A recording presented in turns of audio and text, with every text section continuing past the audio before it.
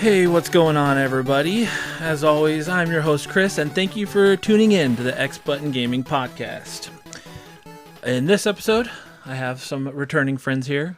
We've got Jaiden. Yo. We've got Jimmy. Heyo. And we've got Gary. Hi.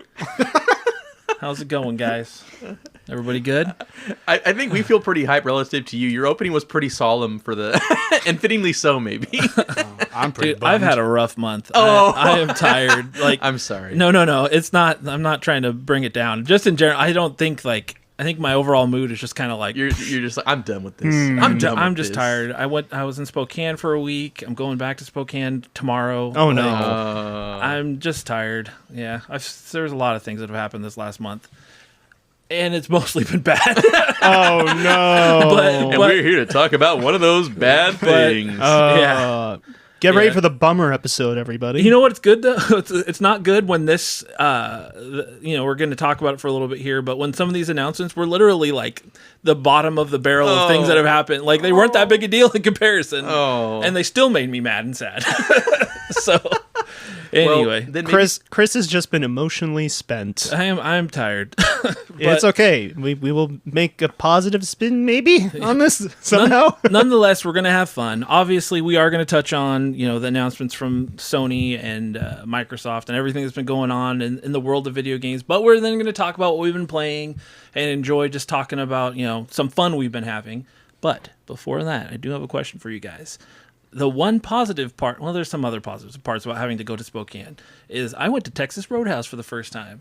Have you guys ever been to Texas Roadhouse? I haven't. I believe I've been to, well... Do you guys know what Texas Roadhouse is? Is it a restaurant? Yeah. Okay. I've been to something that's close to a Texas Roadhouse, but not actually Texas Roadhouse. I'm pretty sure that Hannah's boss has taken her to Texas Roadhouse, like on base for some reason, like her. Oh, her coworkers. I did just recently see there's one on base. Yeah, so Texas Roadhouse doesn't seem like a Hannah place because a lot of meat.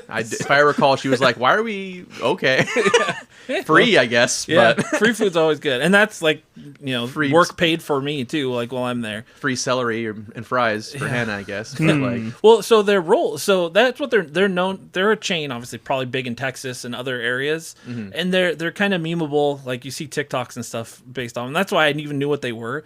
But what they're known for is their rolls, and they have this cinnamon butter that you put on the rolls. I have heard about those. Yeah, and so it's one of those. I'm a sucker for like wanting to try like a popular chain if I see one and we don't have it around here. So yeah, we went there and I was pleasantly surprised. First off, the cinnamon butter is bomb. Like it is a reason to go to at least once just to try it. It was so good. I had a lot of rolls and a lot of cinnamon butter.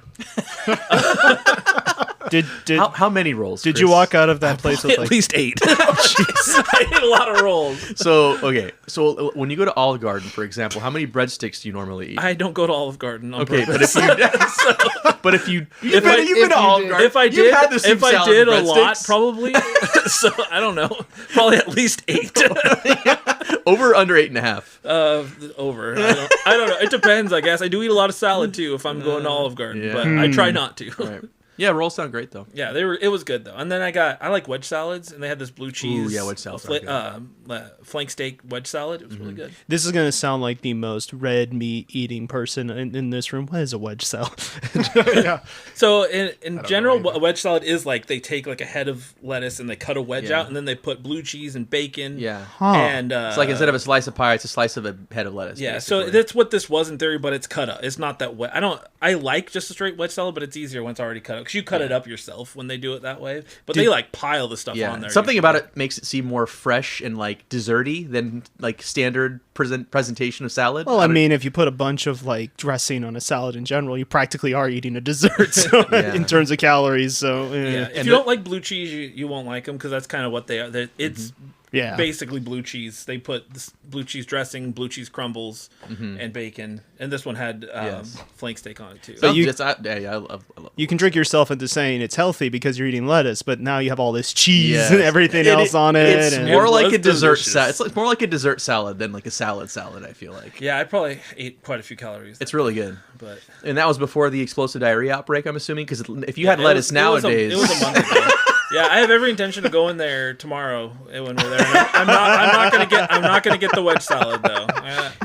I'll be careful with this outbreak. Hey, you imagine like Chris Right, just getting went. rolls. He just went. He had this salad, and then it happens right then. Like, oh no. I'm what is it? Subject A or patient Patient zero. Listen, Yeah. nobody's died from this yet that I'm aware of. I'm probably saying a completely false I fact. mean, I know this there's is been our resident doctor. I so know listen there's up. been hospitalizations up the yin yang or whatever. But I mean, I guess there's potential. You lose water, you die from dehydration. well, that's what I'm saying. maybe. People, you just got to be self-aware here. People are missing the very clear opportunity present in this explosive diarrhea. You can lose a crap ton of weight. Isn't that the dream? Literal crap ton. Yeah. You can lose a crap ton of crap. You can lose a ton of crap and weight, and you just keep drinking water, baby. You ain't gonna go to the hospital. I don't There know you if this have it. is. He's in his scrubs and everything, guys. For your health. This message is not endorsed by doctors or the medical community, just by James. So do with that what you will. This is not the positive spin I thought we were going to be taking this episode. Oh man. Yeah. Well, hey, a really good metaphor though for what's happening though, right? Because what's happening to the video game industry is basically a massive explosive diarrhea. Yeah. So good segue. I guess. So anyway, Texas Roadhouse, great. To get back on topic. But on a less serious or more serious note, I guess. Yeah, we do want to touch on. You have to touch on what's been happening. Especially our podcast has been very focused on physical collecting too. So it's a big part of what most of, well, especially those of us here and a lot of people that listen are like their physical media. Maybe it might not be games, but it might be movies or music or whatever. We all kind of like it, or like it a lot. So for those that might not know, which I assume most people that listen to this know already, but just in case, what was announced was probably about 3 weeks ago now. Sony announced that they're going to stop production of Blu-ray discs at least for games, for now for the PlayStation, starting on January 2028.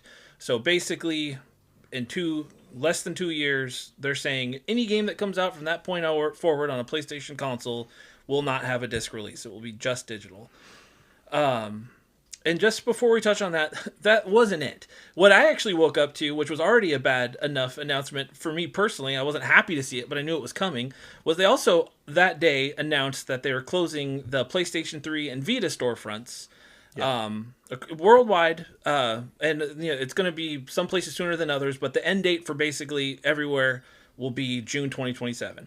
So I saw that, and then at the end of that article, they were on top of Sony's, bombshell announcement, this is not a great day for PlayStation fans. I was like, what does that mean? And I clicked on the link and was like, you gotta be kidding me. What kind of day is this? So there was that, and then on top of that, you had Xbox the following week laying off 4,000 employees, closing. They didn't end up closing any studios, which was surprising, but they did let some of these studios go to be independent again. They sold a few off. That was kind of the nice thing about it. I think in most cases nowadays, on a slightly positive note, they do just close the studios down and write off the loss, I guess, or whatever, however that works in corporate mumbo jumbo. But I was happy to see Compulsion Games and Double Fine didn't just get the axe. Yeah. They're able to spin off, they're able to keep their IPs, and they're able to make games still, on their own. They'll have to work things out on their own now without Microsoft. And then, in this last week, Sony announced that Crunchyroll, if you want to access any physical media, anything on Crunchyroll, on their Crunchyroll store starting next month, you have to have the $15 plus subscription to be able to buy anything. The $10 subscription will allow you to browse their store, but you have to be paying for at least the $15 subscription just to buy anime, manga, anything from the Crunchyroll store. They're paywalling the right to purchase content? Anything on Crunchyroll. What? Yeah, so it's what? It's just what is happening? It's they're trying so hard to stop. Maybe you already mentioned this too, but didn't they also take away a bunch of movies, licensed content? That happened just before. Yeah, literally before. It was a week or two before that, and they announced it. A bunch of licenses expired for a bunch of movies. It's 500 plus or something. And that people own digitally. The licenses expired, and they were just all right, well, you don't have those anymore, so just gone. Movies people bought. Yeah, it's not just the access to buy them. They no longer have the ability to watch the movie they paid for. Ugh. So, yeah, it's been a crap show. It's been this virus that's been going around Explosive. just in the video game industry. Yeah. Like James said. That's just a few of the headlines. There's other ones too that went around as well. I mean, that was just the big stuff.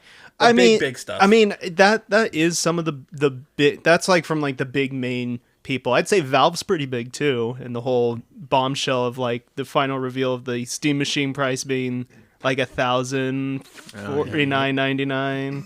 Yeah. And I guess big, not necessarily for us here, but like big for the industry in general was like all the reveals of like GTA 6 being a digital only release. Yeah. And just a code in a box for. That's not the only problem with that one. I have more I could probably say about it, but yeah, it's Remember last time we were here doing this podcast? It was big smiles. Everyone's like, "Gaming's back, bro. Everything's hype." It feels like that was an eternity ago when we hear these stuff right now. Feeling good? Just wait a couple days. Yeah. We'll ruin it for you. Don't worry. It's literally the Uno reverse because it's like just a month later. Whoop. Future's looking a little. Yeah, it's been grim. It's hard. It's not a. The video game industry for a long time has been like kind of one of the more affordable hobbies. You know, like it's not. I'm not saying it's cheap in comparison, but like when it comes to buying a console you used to be able to buy a console for $300-$400 at launch, and you wait and the price comes down and you get it cheap, and that's when a lot of people get their consoles on sale for $250, eventually down to $100. Like that was common through the 360 PS3 era, maybe even PS4. Yeah. And then people would buy games cheap. They'd buy them on the secondhand market. That's how a lot of people were able to afford the video games, and that was good. That was a way. Those of us who want to play things day one, we buy it day one. And then the people who maybe can't afford it as much or aren't as invested but want to play it can wait and get things cheaper. It just doesn't feel like that's a thing anymore. Like everything's just getting more expensive. Yeah. Sign of the times, I guess. Things are going to get more expensive, but it's just very grim. Yeah. And like for it to be Sony that this news comes from, for them to be the ones that drops the axe is like, for so many people, I'm not a big Sony fan, but man, just like if I was a Sony fan, I'd be devastated by like if Nintendo had made this announcement, like we're done, that would be a devastating announcement to me. Like it would really rock my world, and it still is like pretty. It's hard to digest and even like I don't know, comprehend like what the ripples and the waves this is going to cause and all the repercussions are going to be. But like, man, people are so upset. The internet is furious. The keyboard warriors are relentless. Like, it's great, man. It's been entertaining at the same time as well as being depressing and doom scrolly. Yeah. And you have both sides of the coin, too. You have a lot of people who are saying, like, just get over it and play your games digitally. And you know what, though? That's not even the point. Like, No. The point isn't purely that, yes, we can play our games. I think every one of us at this table does buy and play games digitally. It's like a mix for most of us. That's not the thing. The thing here is they're taking away the choice. The option's gone. We do not have the option. And I mean, I'm not an expert on this kind of stuff, but they're creating a bit of a monopoly with the PlayStation storefront at this point, because they're basically saying they can set the price, and the secondhand market being gone kind of prevents a lot of fluctuation in those prices. Yeah, because you can only there's no chance to trade those games, to let your friends borrow it. So yes, they might be trying to get more sales, but at the same time they're going to lose sales. There are some people that will never go digital. I do believe that. I'm not one of them. I'm not going to claim to be that I'm one of them.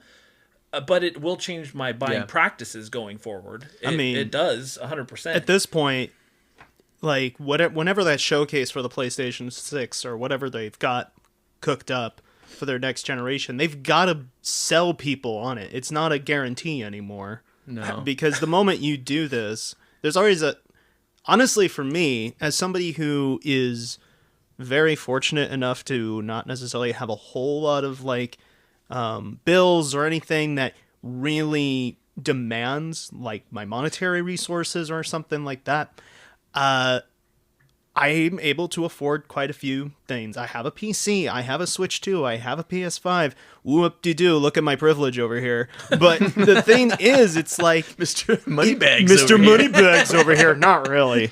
But when you have those things and you already have all these options, do I really need to go to the next generation at this point? Or... I don't feel like there's a reason. Dude, a lot of What's people the haven't point? even got a PS5 yet. Are we and the price is going up and then they're making these physical media decisions like Yeah, for sure. I'll say this too. At least in this group right here, I'm definitely the biggest PlayStation fan. Mm-hmm. I have been for a long. I am in the ecosystem when it comes to PlayStation. The reason I've stuck with it for so long is I love the PlayStation interface. And obviously I love, excuse me, I love my trophies too. But there's been a big change in the way PlayStation does things. And, it's been a complaint. They focus just on these story-based and multiplayer games, and I like some of them. I don't like all of them. But the PlayStation of the PS2 and the PS3 era is gone. Like they're not the same. They used to put out, we got Sly Cooper, we got Ratchet and Clank, we get Twisted Metal, we get whatever. That's just, we got so much more. Yeah. On a PS5, there have been good games, but this has not been a console generation in comparison to any other. How many actual Sony exclusives have there been on the PS5? Like 7? Literally? I mean, if you take out the ones that have gone cross to PC and the ones that are also on PS4, it is not a huge number, but it's probably still bigger. It's probably it's in the double digits. 20, 30, 40, something like that. Here's the thing, is the games that they've released are very much market focused. They're trying to hit a very specific demographic of people, the more modern gamers, I suppose, where they're trying to get in on the live service games. They're trying to make as much money as they possibly can with that.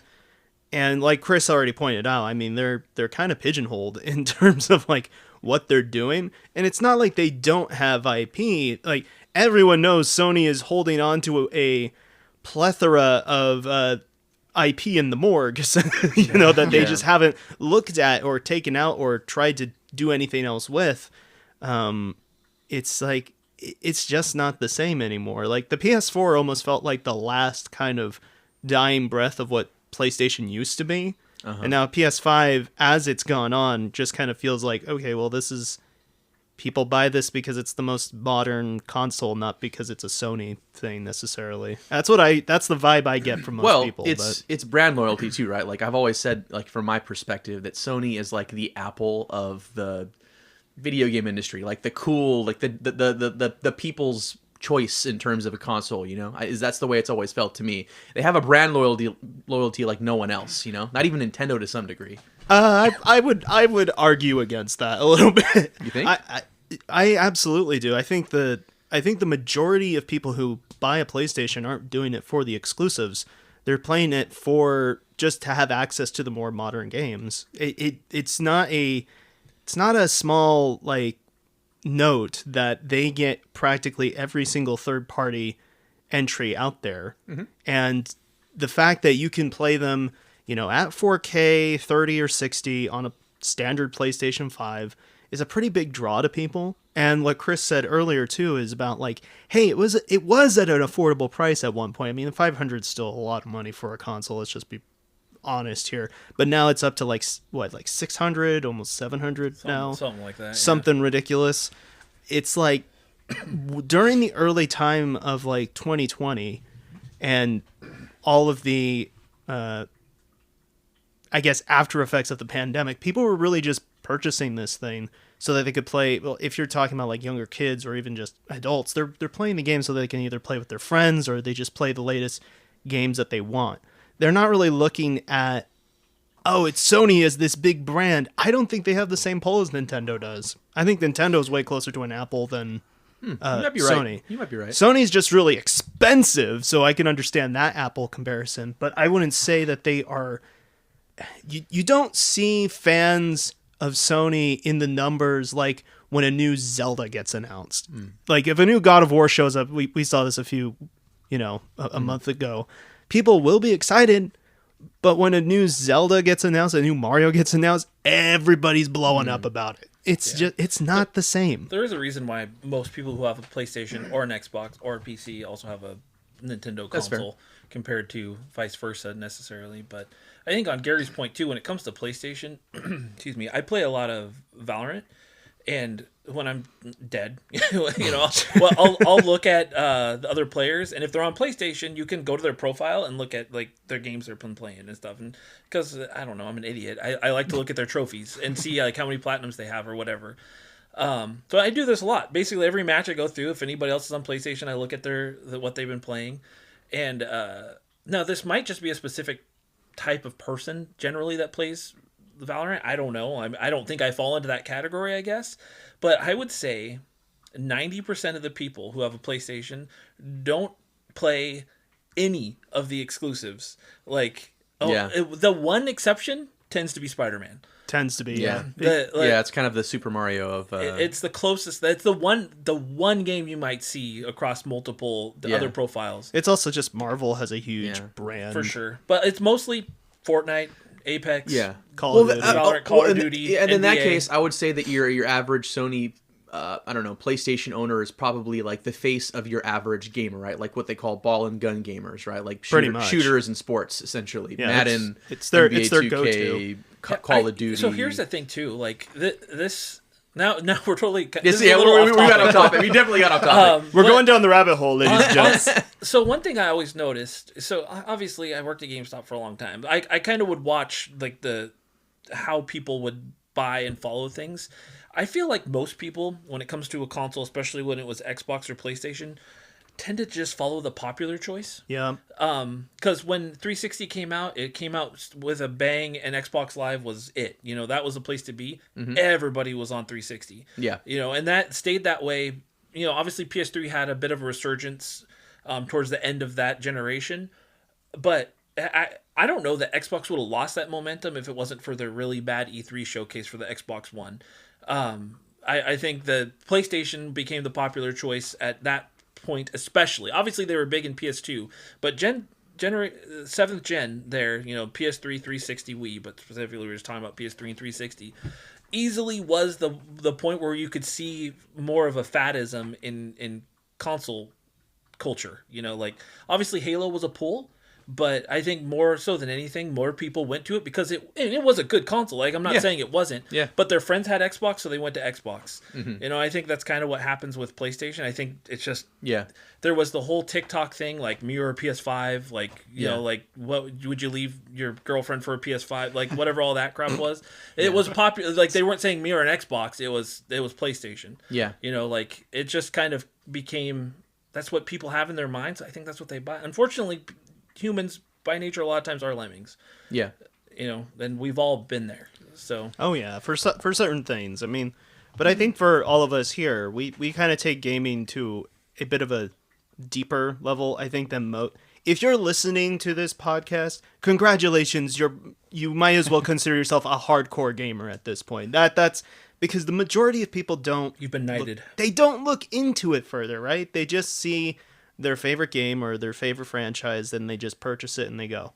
They don't think of it much deeper than that. A lot of the times it's just like, oh, my friends got COD, I'm also going to play COD, or it's just a hobby, and that's fine.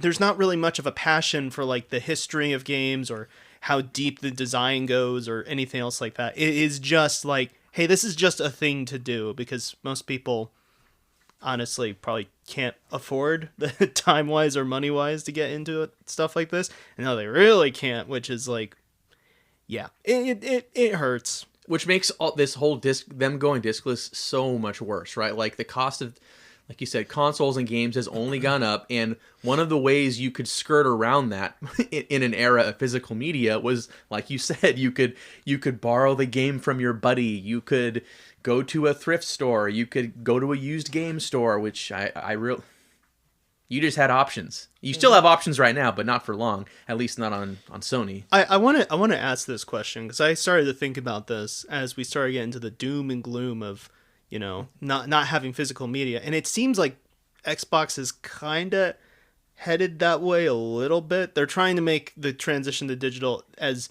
less painful as Sony just taking the hammer and going, no, bang. Yeah. But it's like, still, we've been talking about this for I don't know how long on the podcast about like, the future will eventually just go digital only. We all knew it would eventually happen. We just didn't want to wake up to the reality of it happening this soon because it feels like it's really happening all of a sudden. What I wanted to say was, and this is just a thought that popped into my head when it came to the whole, well, this is another news topic, when GameStop was trying to buy eBay, that whole fiasco. I'm like, did he know?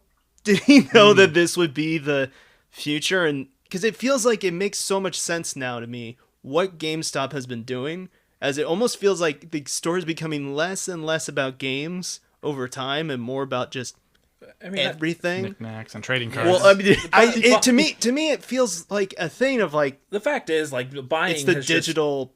Gone digital for the in a strong majority. Well, did you hear what's the reasosoning behind it? There was a quote today. I don't know if you guys saw it, like from Cohen. Where they're like, guy's such a tool. He sounds like such a douche. Like, they're like, at him, like, how do you feel about this Sony going discless in the end of physical media and video games? And he's like, oh, doesn't matter at all. It doesn't do anything to us. That's only like 10% of our income or something now. We're focused on collectibles or something. And like the irony of that. How good do those Funko Pops sell, bro? Like, we're legit. I'm just saying. The irony that he's saying that like we're focused on collectibles now, which is literally a physical medium. Yeah. And he's saying that he obviously can't be an idiot because he's rich and you can't be. I don't think you can get there by being an idiot. But there's some really twisted, sick irony though in that. Like he's just leaning on a different kind of physical collectible. Which, by the way, video games are also collectibles to lots of people, you moron. Mm-hmm. Like, but that's why I was thinking, like, is that the reason why he's trying to go to like eBay? Because when we think about where's one of the most common places that people go to get? I think he just wants a monopoly. I think so, right? Like, I genuinely think, because then I thought about this, and I think it would be terrible for a lot of the video game market, the retro game market. Exactly. If GameStop gets access to people's trade-ins and they can just turn it to eBay and flip it, they control the market at that point. eBay has a huge pull on the market, the going rate of video games, of just about any collectible. Well, and by the way, Pokemon cards, which is literally floating your business, Ryan. Jeez. Yeah. Oh, speaking of, I was he's trying to get them. That's what he's doing, dude. I was in a GameStop the other day, and I was spending my $10 on some retro games I found, and the person in front of me was pre-ordering. He pre-ordered $800 worth of Pokemon cards, and then his girlfriend pre-ordered $800 worth of Pokemon cards. It's crazy, dude. I was like, holy crap. What, did they rob a bank? Where are they getting this money? I'm assuming they're passionate resellers, Pokemon card we could fans. We could literally do a part 2 of Pokemon trading card episode. It's gotten so unbelievably toxic and crazy. It's wild. I don't know. Well, to bring it back to just the physical medium aspect of this, like, it sucks. I don't know. Yeah. I'm not happy about it. For me personally, like I said, I will buy games digitally. Like especially when they're cheap enough, but I have only ever bought 2 that I can think of, 2 new releases at full price digitally. And they were both Nintendo games. And it was Pokemon Sword and Animal Crossing. And Animal Crossing was strictly because of COVID. So that was the only reason I bought it digitally. I really struggled to pay full price for digital games. I mean, I do it for like indie games and stuff like that because a That's lot of the time they don't have like a physical release a lot of the time. Yeah, and I'm willing to support indie devs, and if I like the game enough, I'll buy it again physically. Like if it gets one eventually. Oh, exactly. But it's the same thing of like I feel like this whole thing is led by the AAA mentality, right? Of like. Sony's decisions make a lot of sense when you think about it as a company who's purely going for profit, purely just trying to make as much money as they possibly can back out of this and like try and lose as less money as they possibly can by just eliminating all the, third parties essentially, because now they're taking out any possible logistics, any possible manufacturing costs, think about retail stores. How are they going to sell any of these games? There's not going to be a video game section in like your local like Walmart or Fred Meyer or Target anymore. It's just going to be cards. I will argue there'll be a Nintendo section, but probably for a while. Yeah, I would say probably. You do wonder what will happen. Like, will they just say this doesn't justify a video game area at all, or what do they? Right, do like that? Is it just taking up space? Right, is the other question about it. And one thing we haven't touched on, and it's the thing that gets me the most, is we've learned just by interacting with these digital games that we do not own them. We purchase them. We have a license to play them, but we do not own them.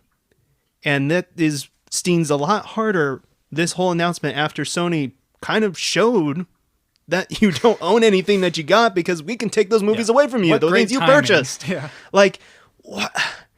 Not that video game companies are necessarily going to be pulling their games off of stores, but we've literally seen that.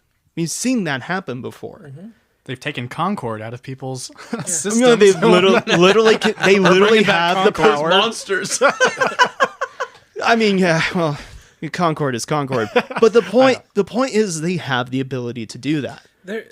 It's like, how do you feel secure about purchasing any game on a digital only platform? You don't own it. They own it, and you're giving it's like the kid in I forget which play it is. It's the kid who's like begging. He's like, "Excuse me, sir, I want some more. Can I get some more porridge, please?" He's like, "Sony, please, I'll give you some money." It's like, you don't own anything. This isn't yours. This is ours, and you pay to get through the front door and buy anime figurines. That's what they are doing now. Like, what? What are you doing?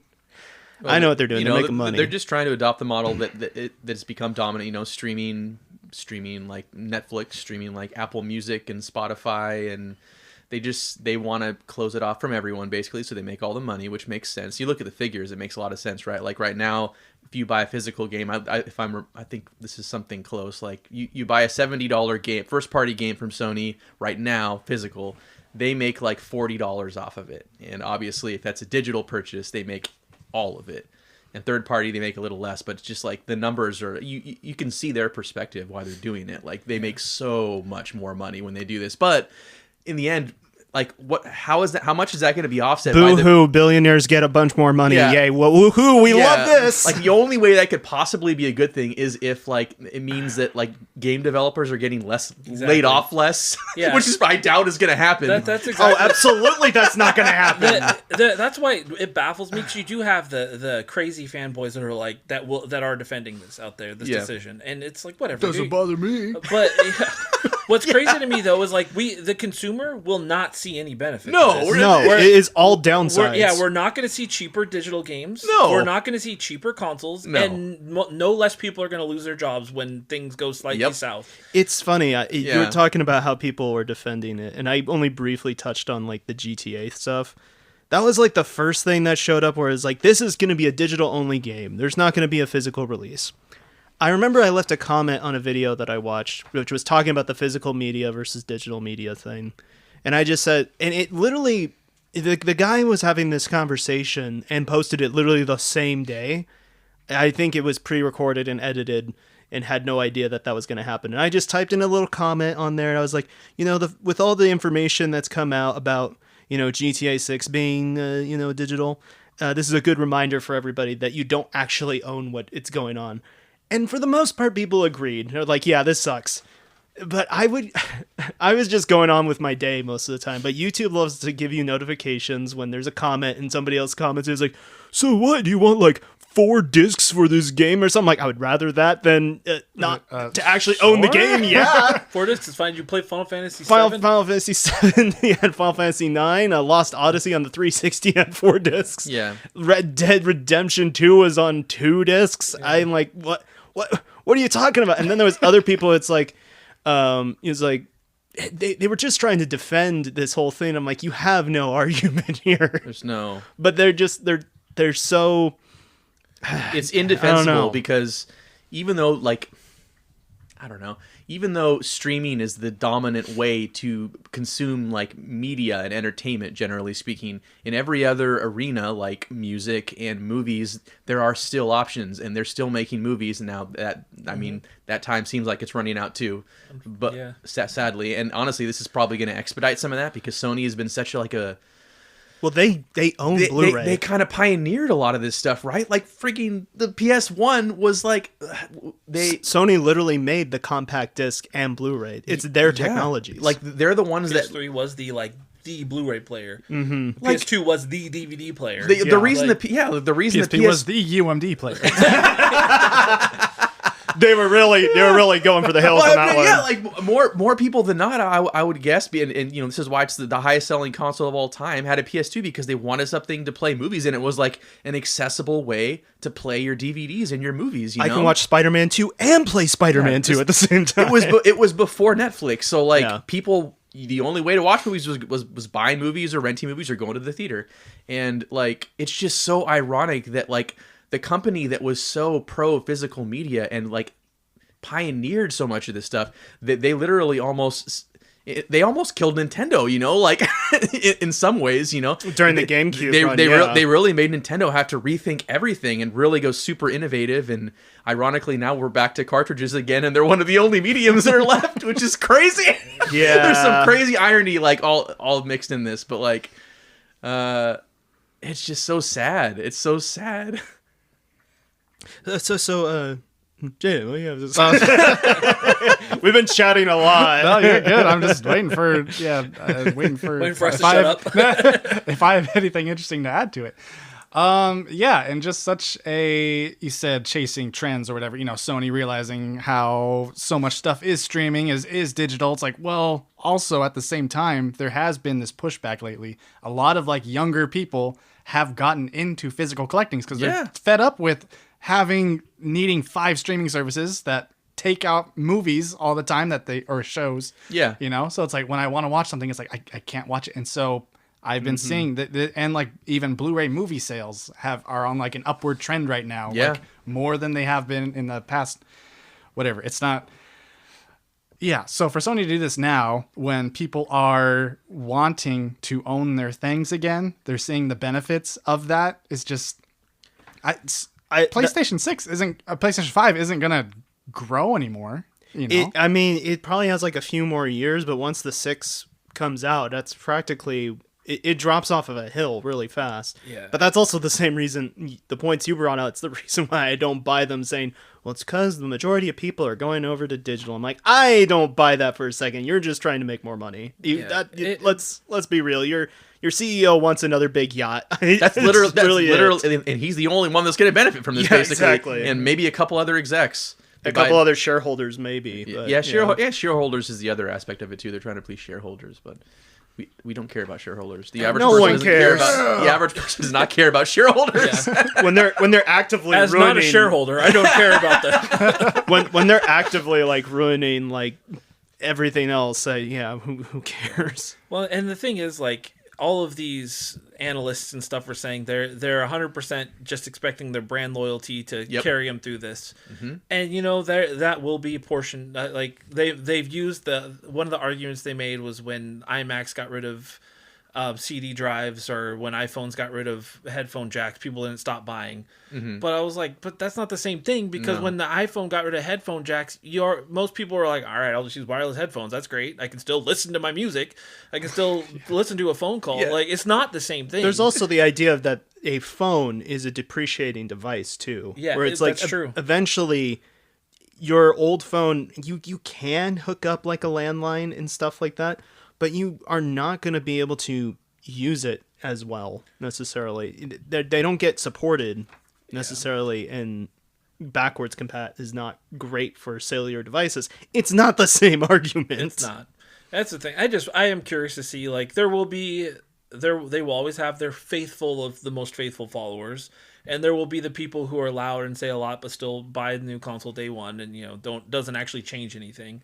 But I do wonder what this will actually do. Like, I was already in the boat I've been a day one, well, both Nintendo and PlayStation purchaser since, Gen 6. Probably I didn't get a PS2 day one because I didn't have my own money, or a GameCube, but like I wanted them both and I got them as soon as I could. But PS3, PSP, DS, all of that day one since I've had my own money. Yeah, I was already in the camp where I was most likely not going to buy a PS6 day one because I wasn't. There was no way they were going to convince me that anything was going to be worth it day one. It was just, why would I do that? For most people, they haven't even convinced them that the PS5 is worth purchasing yet. So, like, how can they convince people to purchase the PS6, which is going to be you know, it's going to top $1,000. It's probably, I mean, hopefully it has an exclusive game at launch, but do I even believe that's going to happen? Not necessarily. Yeah. There'll probably be an exclusive, but I don't know what they could bring out that would actually Move the needle.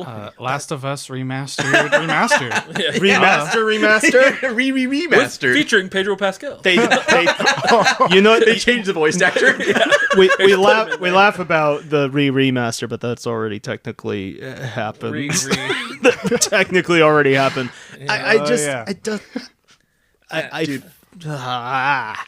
Okay, so they like, hey, we're gonna have Uncharted 6 show up, and it's like, that's not.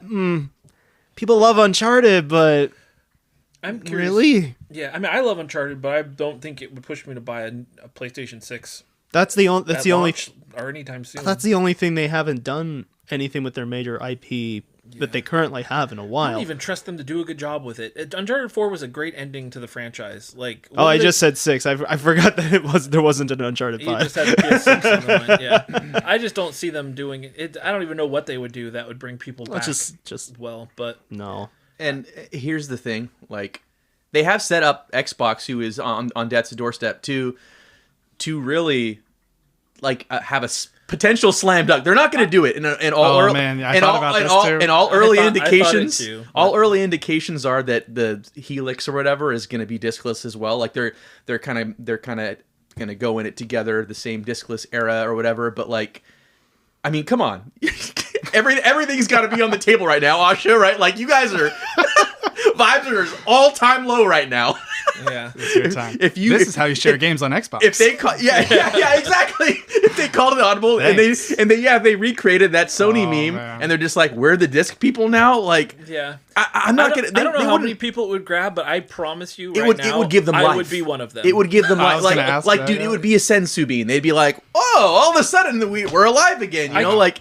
But here's the thing. That's kind of, not to cut you off, but that is kind of what I was talking about earlier. Though is all it takes is that one positive PR moment, and all of us dumb lemmings are just like, well, I like that. Yeah. And then all of us go buy it, and we start, people start tweeting it and all that, whatever else, and then the trickle effect happens. I do love all the memes that people just recreated that one video where it's like, this is how you share a game on PS6. You don't. And then the video ends. I love it. Because it's like, or people have even made like the banner memes of like, play has limits. Now it's like, well, it's so frustrating. Here's my thing, man. Even if Xbox did that, let's be honest. What do you honestly think would happen? Like, I think that would give them new life. Maybe you would give them a presence that they need to stay alive and be relevant as a console maker, because I think they're always going to be a video game maker. Xbox will in some way, but like, I still think PS6 launches and then whatever the Helix launches, I still feel like Sony's going to be beating them 10-1. Even with them being all digital and Xbox having a disc presence. I'm sure you're probably right. I will say though, I do think there is a lot of nostalgia for the 360 era, and a lot of people, like, they do have audibles they can call to possibly like really feed into that. We are in a nostalgia-driven society right now. Like, that would be the moment. We live in a society. Yeah. Well, but people love nostalgia. If they brought back, what do they call them? The blades. The blades, like doing stuff like bringing back the blades, the avatars. Like Uno. Like, people used to love playing the stupid Uno, or like doing something like that, where you're just like, you're calling back to what people remember from their early 360 days. Yeah, you get more, and then saying like the physical media thing, like you get more. Like the snowball effect is there to just feed into that beast. And is it a marketing scheme? Absolutely. Yeah. Will it work? At least somewhat. Like, I mean, I think if I was just thinking about this during the conversation, where I'm like, what's the Helix going to launch with that could actually cause it to sell more than the PlayStation 6? And the only thing that could make me think about that is if Elder Scrolls 6 actually shows up and is an Xbox exclusive. Yeah. That would be the thing that would actually pull numbers away from Sony. If I was them, I would do it. Anything that would they make can sense. Earn like a fan base back is very strong. Even at least temporarily. Even though Bethesda really has like kind of gone downhill in terms of like their reputation, I don't know, man. Elder Scrolls is a huge pull. The Skyrim memorabilia is like huge. People remember that whole memorabilia. Is that the word I really want to use there? Nostalgia. Like it's the reverence of it that would bring them back. I don't think there's any way Xbox, like the brain trust, the people making the decisions haven't considered it. Like the way things are going right now, the way the waves are moving, and like just the temperature of the internet, and it's not just the internet. Like media outlets are talking about it. Like there are governments suing them. Yeah, like, this isn't just a sea of bots. This is real people that are super upset because they're like, you're changing the way we live our life right now, literally. And so like Xbox does have an opportunity. I don't think they're going to take it, but I mean, it's just like, I think Sony thought like, oh, we're gonna drop this now because we know there's they're about to make a bunch of cuts. We're gonna bury it between bad Xbox news and even worse Xbox news. And then I don't think they realized how bad. I don't think they realized that, like, dude, like, bad Xbox news is like that's par for the course. We're kind of used to bad desensitized Xbox. to that. Yeah, you don't know what that is. Like, you know that meme, the swimming pool meme, where like there's the kid with the parent like holding up that, like, that's Nintendo. I love you. You're great. And then like Sony didn't realize that like Xbox is already like that the skeleton at the bottom of the swimming pool. Oh no! And so they make this announcement, and they're the kid that's like drowning, like, oh god. Yeah. They really literally created like that meme, you know? Like, I don't know. Yeah. As much as I want them to make that slam dunk, I don't think they're in the position to be able to pull it off. You know, because it is expensive. You know, it would cost more to put out to make physical copies of their games, which aren't selling on their console. That is now $800. Yeah, right. And the next one's likely gonna break 1,000. They said, "Oh yeah, most definitely." They said it's like the biggest like graphical. Like they're bragging that it's gonna be the most powerful. It's because it's got AI stuff, and so it's gonna be the most expensive. So you know what would be interesting is if this is just purely just me having a thought right now, but if they did say like, we're going to keep a disc drive, and from going forward, if you want one of our games, you know, they switch to the limited run pre-order scheme, and they only make discs if people want them. Like pay to order sort of deal. Yeah, so, you know, like limited run does, you pre-order what you want, and like, we get it day of, not a year later. Yeah, hopefully not. But you know, like if they switch, maybe something like that might actually work. Yeah, there you go, Xbox. Maybe. The problem is you still need a disc drive. Well, that's what I'm saying. They would have to say they're still going to do a disc drive, unless because other companies will still make games. Right now, I'm really upset because I'm like, one of you better have a disc drive, because like I'm a big movie guy and I buy movies and I love buying, and I've been buying more movies than I have bought in the recent. I know. It's just like for me, the PS5 is what the PS2 was to everyone. It just plays movies for me, and it does it very well, and I'm very happy with that situation. So the fact, if both these companies force me to have to buy like a dedicated 4K player, I'm pretty upset about that too. I don't want to do that. To be fair, with the okay, yeah, that's true. to be fair, I don't really see their. I mean, it's not like you're not going to be able to play your Blu-ray discs from the PS5 after it's no longer. That's true. Being served online. That's true. You've proved a point. So, I think. What about 8K? Yeah, well, exactly, Chris. 8K. What about 8K, Gary? 8K. What about 8K, genius? My PS5 box says 8K on the front. You want to know how? I am waiting. You want to? Oh my god! I need more pixels. Why they ever thought they should have put that on there? I don't know. 8K is. We don't lying even to us already. People don't even. We don't even get 4K games at like the fidelity they're supposed to be at. So like, why are we talking about 8K? 8K doesn't exist. It's smoke and mirrors. It's all digital now anyway. Digital jazz, man. Yeah, it's digital jazz. I don't know, man. I'm just kind of like, I'm unhappy. Yeah. I don't even know what to do with my money. Like, just talking through this with everyone, it's become clear to me that the only winner out of this is Nintendo. It's true. That's the only winner out of this. I think with that audience, also PC, because like PC is like the biggest growing already, and now it's with consoles being, I agree, are getting more expensive. The difference between a console, which is supposed to be a cheap, simple box that, you know, compared to a PC, it's cheap, right? You buy your games and it just works on that thing. Now the price is getting so close to PC. Yeah. And the PC with Steam has this, this huge ecosystem. So many people are on there. There are so many games that are only on Steam. Yeah. The barrier, the entry is just it seems more inviting. It's like, well, if I have to buy games digital only, I'm gonna do that on Steam. Like whatever, all my friends, like everybody I know, like it plays on PC. So like I said, I don't see Sony growing at all from this. They might make a little bit of profit in like the short term, but like I think long term this is really bad because I think you're only making PC seem even better.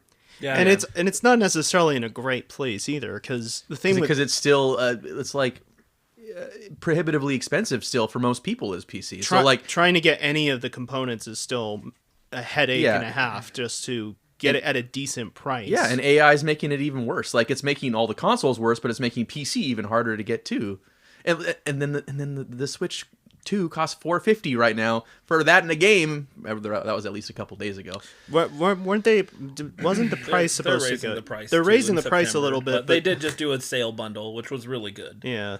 It's going to be $500, but which is it's not still more affordable. Not great, but it's by far the most affordable video game thing that's mainstream. it's at this point that I would like to remind people that almost a year ago I did say that Nintendo likely would be the easiest point to enter for gaming. I don't want to say I told you so, but neener. Anyway, right about that. Gary told you so. For sure. But it's like, it was funny because I was going through all of this, and I'm sure we always have the Nintendo grifters who are very much like they want to either spread hate or they want to act like Nintendo does no wrong or anything else like that. Yeah. But literally, this was the one side of the entire discussion where it was like, so does Nintendo have any bad news? Oh, no, we just added 229 tracks of Donkey Kong Bonanza music to the store. And gave our employees a 10% raise. We gave more money to our employees. We're the only one that's still making this work somehow. And we're still weird and we're still ourselves. Yeah, we're opening another museum here soon. We still have an identity, Yeah. That reminds. So I've mentioned this before, and I always think about just talking about the Nintendo. They've always moved to the beat of their own drum, and they are a corporation. They are still out, for their shareholders and everything else. But they have always done things just a little less shady than everybody else.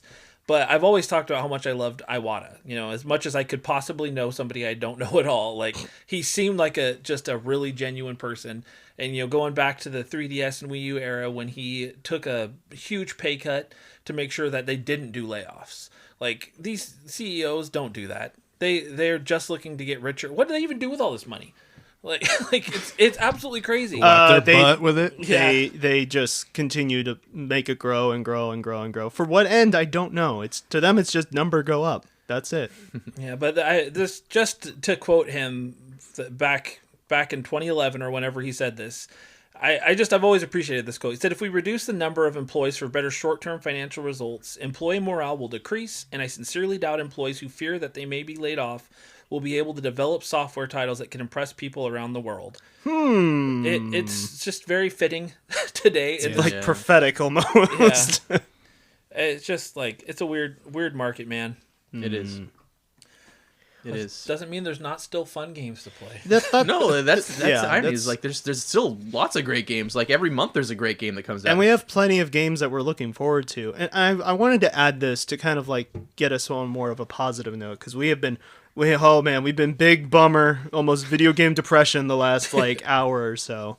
But what I was really thinking about, because all of this news kind of came like one after another, just blasting us with, well, like a diarrhea, an explosive diarrhea launch. Maybe that's not the best word picture to put in your mind there. Thanks. Sorry. Yeah. James is happy. It's explosive. But it's like all this stuff is happening so fast. I just felt like I had to kind of like break away from it for a little bit because I was getting kind of massive bummer just talking about it. All of this, the prospects of like, where is this industry headed? What, all these people are making these decisions that are just bad for others. And it's like, sometimes, at the end of the day, gaming is a hobby for all of us. We all love it. But in order to continue to love it, sometimes we kind of have to, like, disconnect from, like, all the stream of information that goes on and just learn to enjoy the games we're playing. Mm-hmm. Like, that's... Because, let's be real, when we got into this as kids, because that's where all of us really started, really, we didn't... I mean, we may have a Nintendo Power or a Game Informer magazine, but we weren't, like, 24/7 connected to this thing every single day. We just popped in whatever game we wanted to play, and we played it. And we enjoyed it. We played it over and over and over again. Exactly. So, I mean, I'm not saying be ignorant to the situation or to the problems, because obviously those are huge. But it's like, if I could advocate for anything, because it's really helped me to kind of reconnect, really, with the hobby again a little bit, is just, man, sometimes when things are getting real bad, just pop in, like, a favorite game and start playing and realize, like, that's actually what it's all about. It's not about all these big companies making these moves that are obviously better for them than anybody else.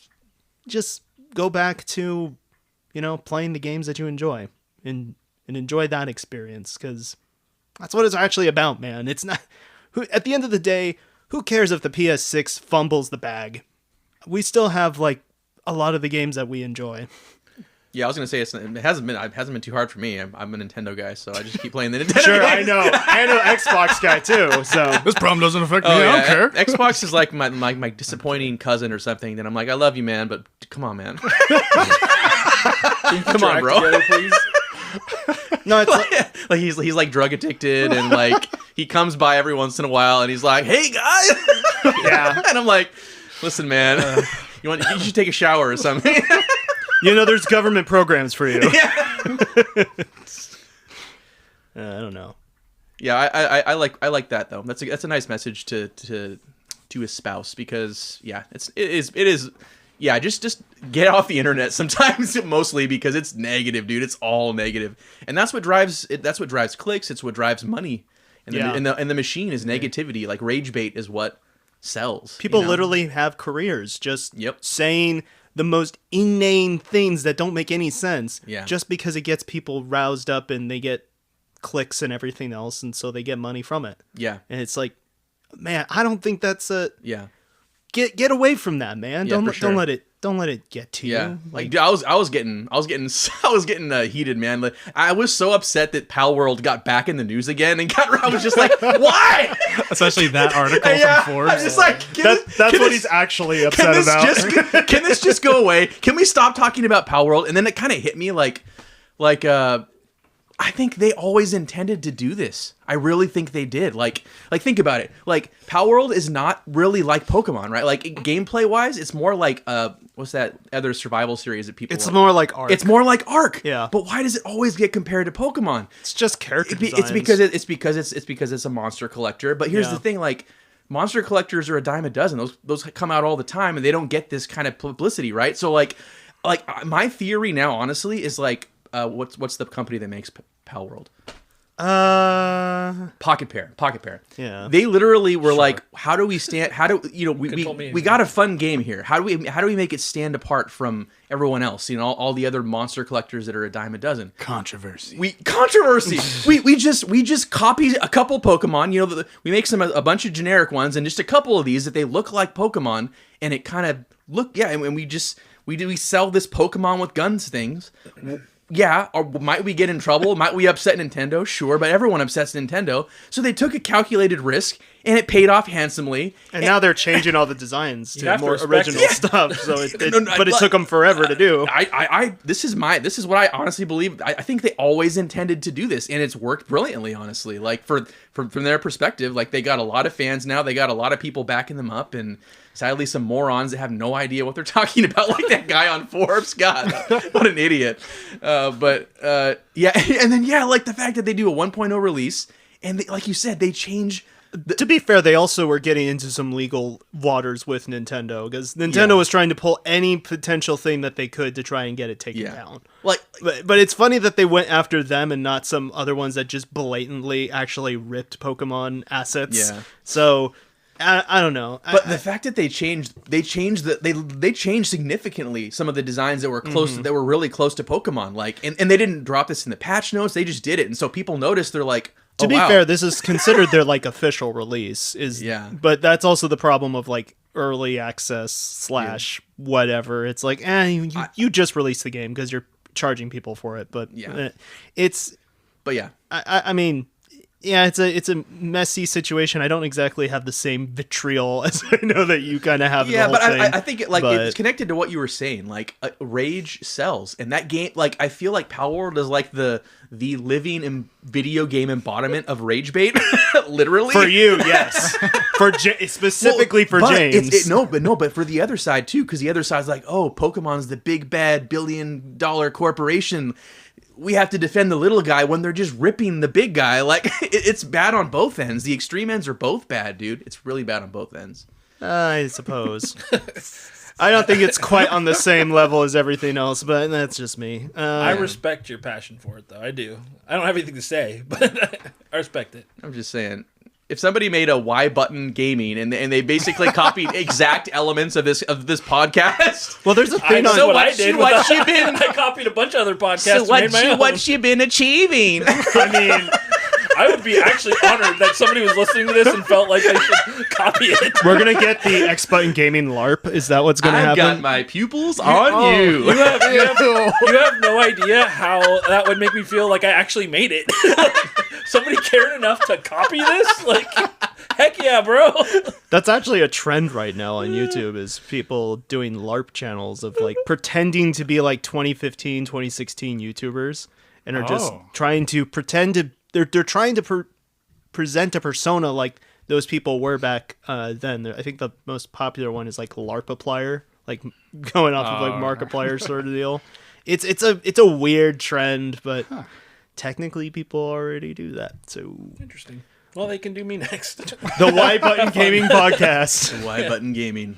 Dude, that would, you know how much that would probably bring a bunch of listeners in.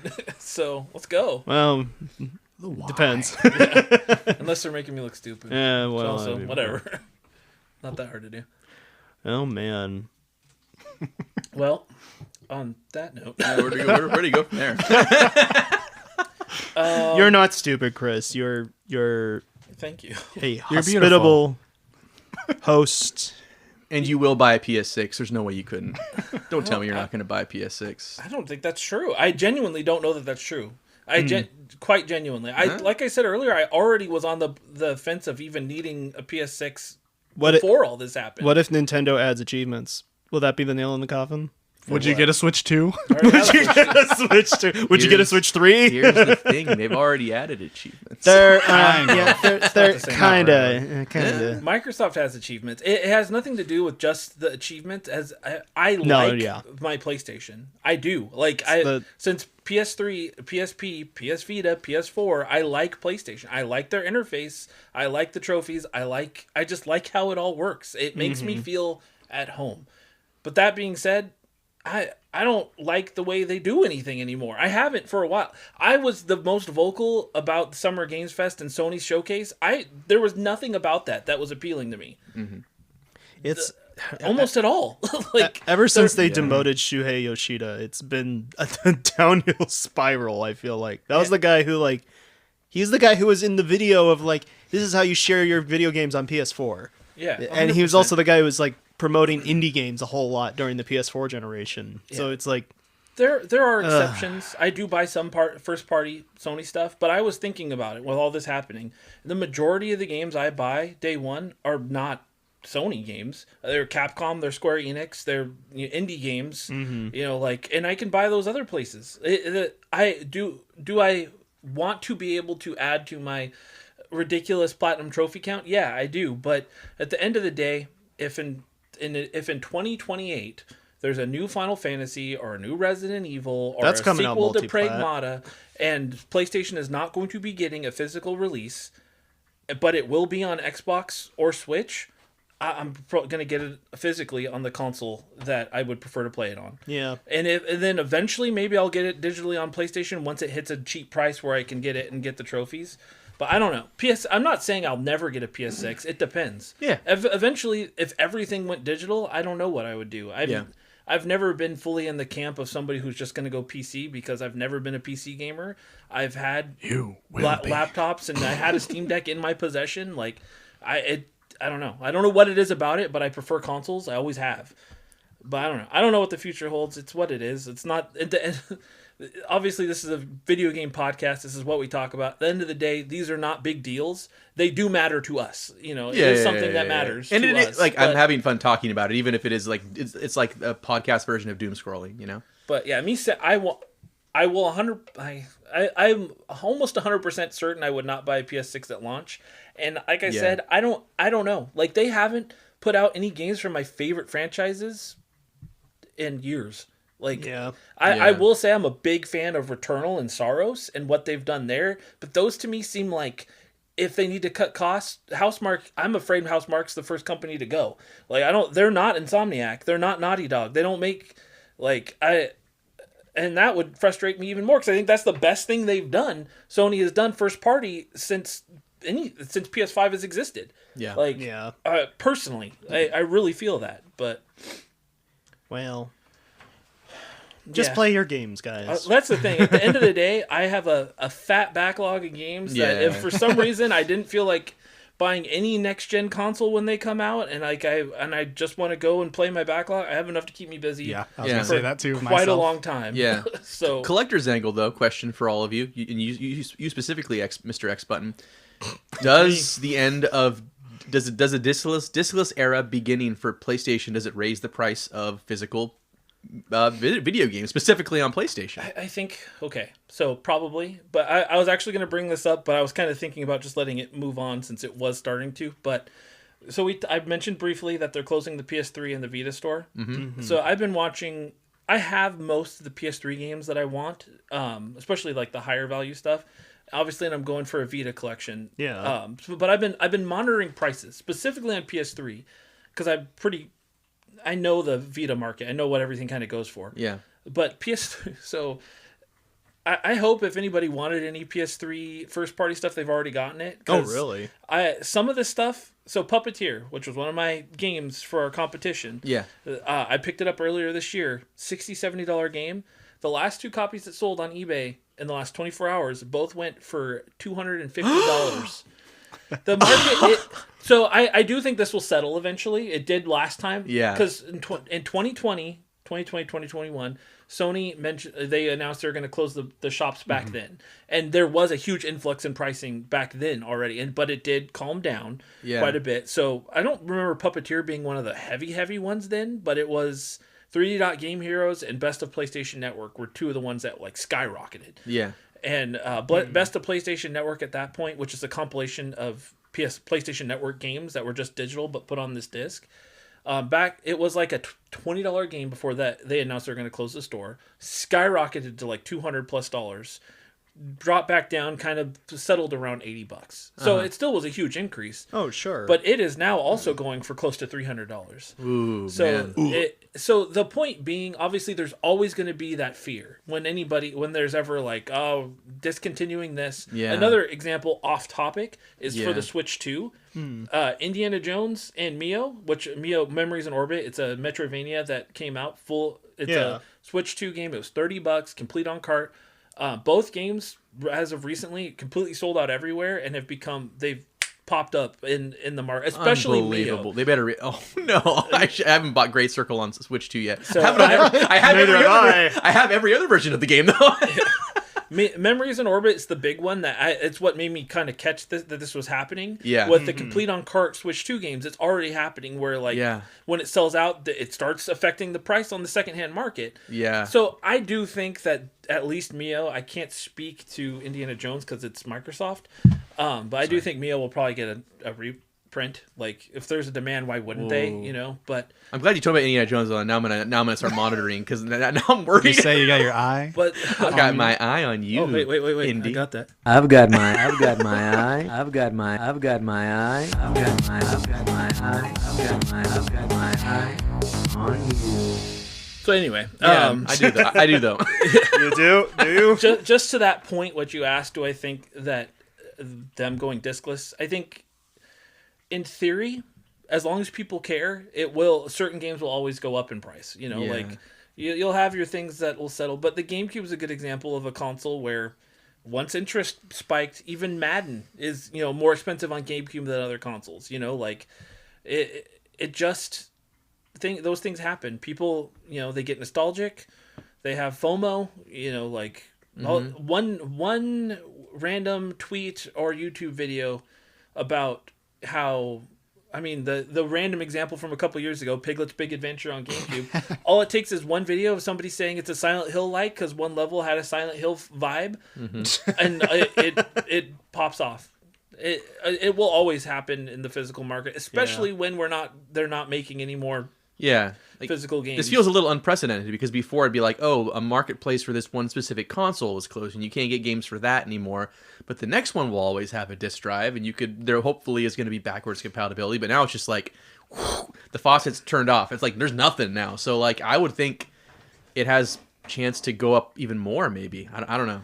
It's interesting. Who knows? I still think that if you want something and it's cheap right now, you should just buy it before it has a chance to do that. Like, I've made that mistake in the past, not buying something when it was cheap because I was like, I can wait and get it a couple bucks cheaper. And now, now I never bought it and it's $200, $300, $400, $500 now. Yeah. But at least you got lucky on Puppeteer. I did get, who knows where it'll settle at, but I won on that one. I'm happy. I'm glad I put it on my competition list because I had my eye on it hard.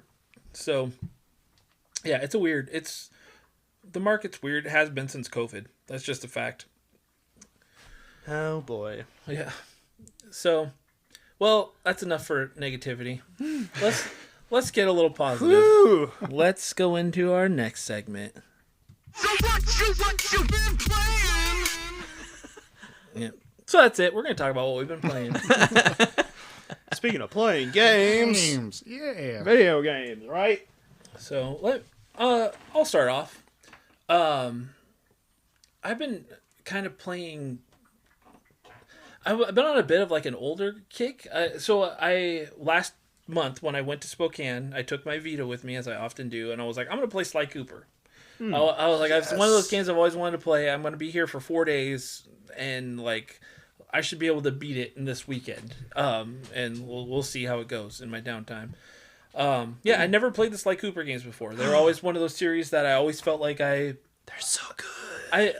When the PS2 was popular and so Sly Cooper, Jak and Daxter, Ratchet and Clank were all big franchises that came out at that period. I was just really into RPGs. That's basically all I played. Like I played a ton of RPGs, but I missed out on a lot of other stuff at that time. So like over the years, I have since gotten into Ratchet and Clank. A couple years ago, I played the first Jak and Daxter, and then Sly Cooper was on that list. And I finally played it, and I loved it. I'm not surprised. I would have been more surprised if I didn't like it, because it's exactly my type of game, a 3D platformer, some collectability aspects to it.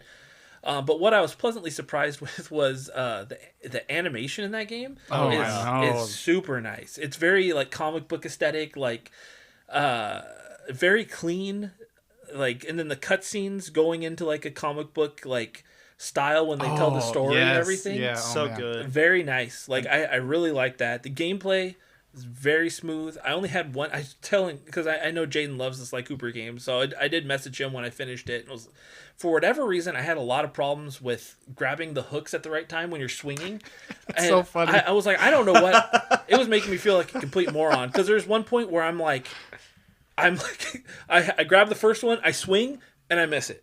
And I'm like, what the heck am I doing wrong? And it was a timing thing. I just was not getting the timing right for some reason. But anyway, that was a me problem. It was not the game. I know it was just me, like my brain just being like, dirt, like doesn't compute. But yeah, really cool level designs. Like the bosses were fun. Definitely like a throwback to that, like that era, of like kind of quirky boss creations. Made me think of like Rare games, King K. Rool and stuff like that. But yeah, I really enjoyed it. I'm gonna play I look forward to playing 2 and 3. I've heard, maybe you might not like it as much as the first one or not. I don't know, but I'm looking forward to going to the rest of the series. Thoughts, yeah. I mean, 2 kind of goes with almost like, if you think like Sly Cooper 1 is way more. I almost compare it almost to like a Crash Bandicoot in terms of like a point A to B sort of. Yeah. like level progression, whereas 2 is more like a Mario 64 like, where you have these big levels that you're just exploring, and you go into like different sections and stuff like that. But yeah, it's, I don't know. I think the games do get progressively better as they go along. I think you're in for a treat. Yeah, that's good. I'm glad to hear it. I didn't know you like them as well, Gary. It's fun to... I haven't played all of them, but I do enjoy them. Yeah. They are fun. Nice. I look forward to playing too. Well, Jaiden, what have you been playing? We're just going to go around the list, talk about a game or two at a time. The new Star Fox. Hey! Any of you guys, have you been playing it, Jimmy? I've done a couple runs, yes. It's very good. It's very good. It made me so happy. I've only played 1.5 runs so far. Oh my goodness. So It's been so busy. So when they dropped that demo on the eShop, it was a few weeks before, I had to play it, and I did, and it was so good that I went and played the N64 version like twice, doing the different runs, and I thought that that would spoil my appetite, but no, it just made me want to play this game so much. And man, yeah, it's really wonderful. It looks so good. It feels like controlling your Arwing, yeah. Yeah. For some reason, it sounded weird in my head.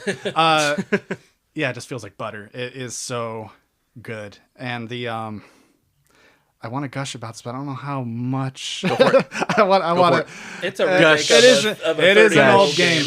You're Gosh. good. I'll say the true ending, and you'll know it's the true ending. It got me emotional because when I went back and replayed 64 over, a thought occurred to me this playthrough, because I always knew how the game truly ended, and I had this suspicion. This time I'm like, oh shoot, I'm just gonna say it. If you guys should play the game. I guess if you're worried about spoilers, cover your ears. I know this game came out in like 97. I'm playing it, so whatever. Okay.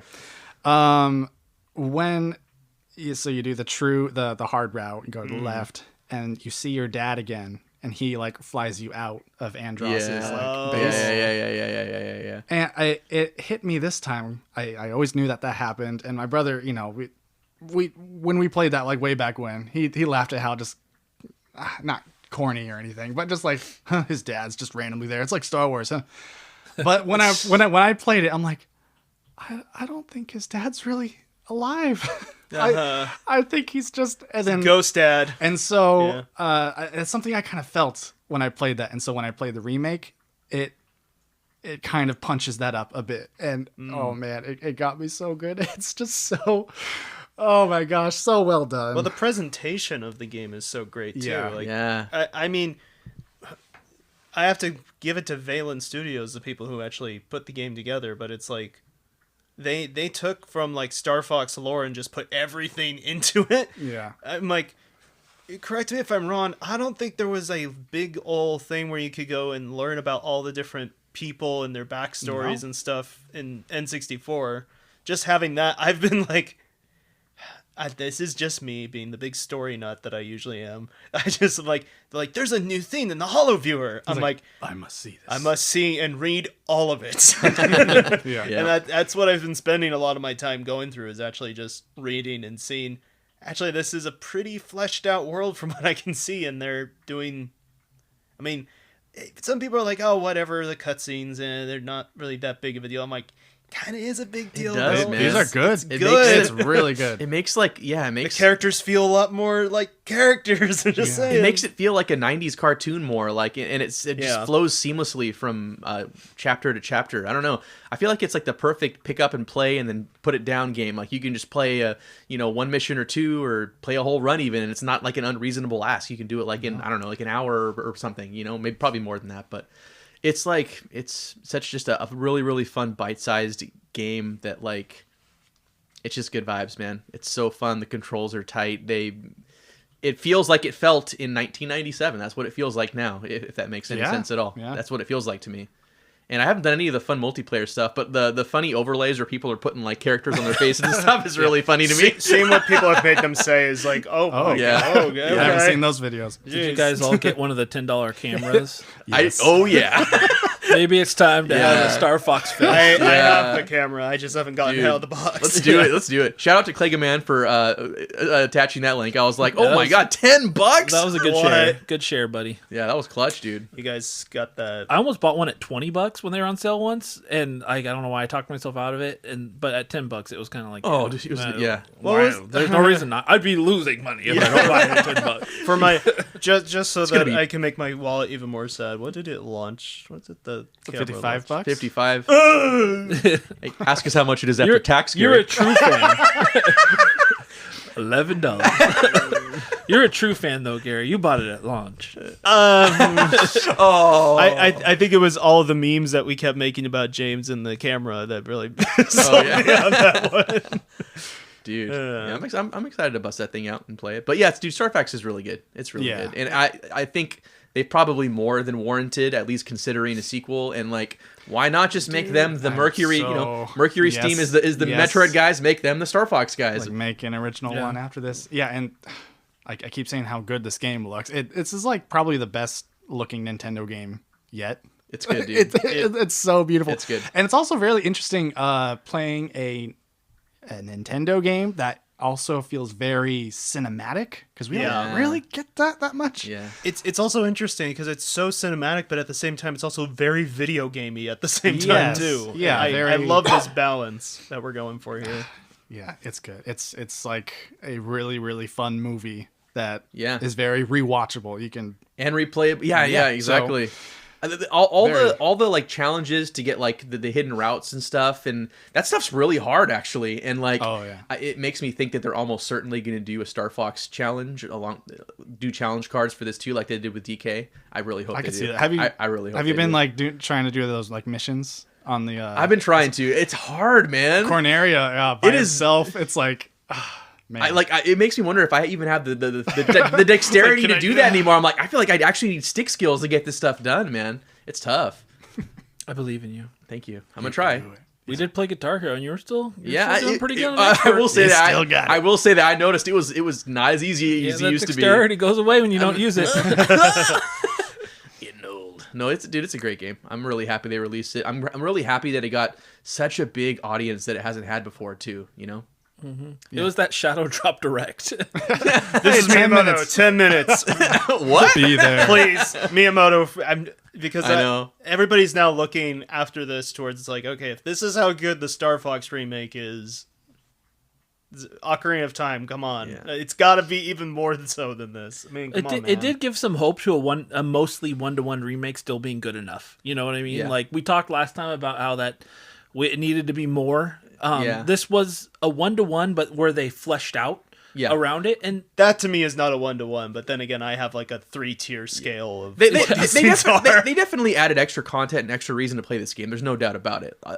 More than justified the price of the game for sure. Honestly, and it's not $70. It's not even $70. Yeah, no. But I do think it does lend credence to the fact that Ocarina of Time could be just a faithful remake. It could be. I don't want to go down this road. I'm just saying I think it lends credence to it. I think Clearwater. Revival. I want to know. Yeah, and we're done. I know the whole thing of like what people usually consider a faithful remake. I consider this more like a retelling, if anything else, where it's like it's so close to the original, but it's not exactly the same. Mm-hmm. Like you playing it, there are so many things that they've added to it and that have just kind of made it its own thing. Saying you've played Star Fox 2026 is not the same thing as saying you played Star Fox 64. Very close, but they're not the exact same thing 1-to-1. So that to me is what I consider a 1-to-1 experience. Like if you played Star Fox 64 3D, that's 1-to-1. That's the same game essentially. They didn't change much about that. But then you go and you play this and there's some differences.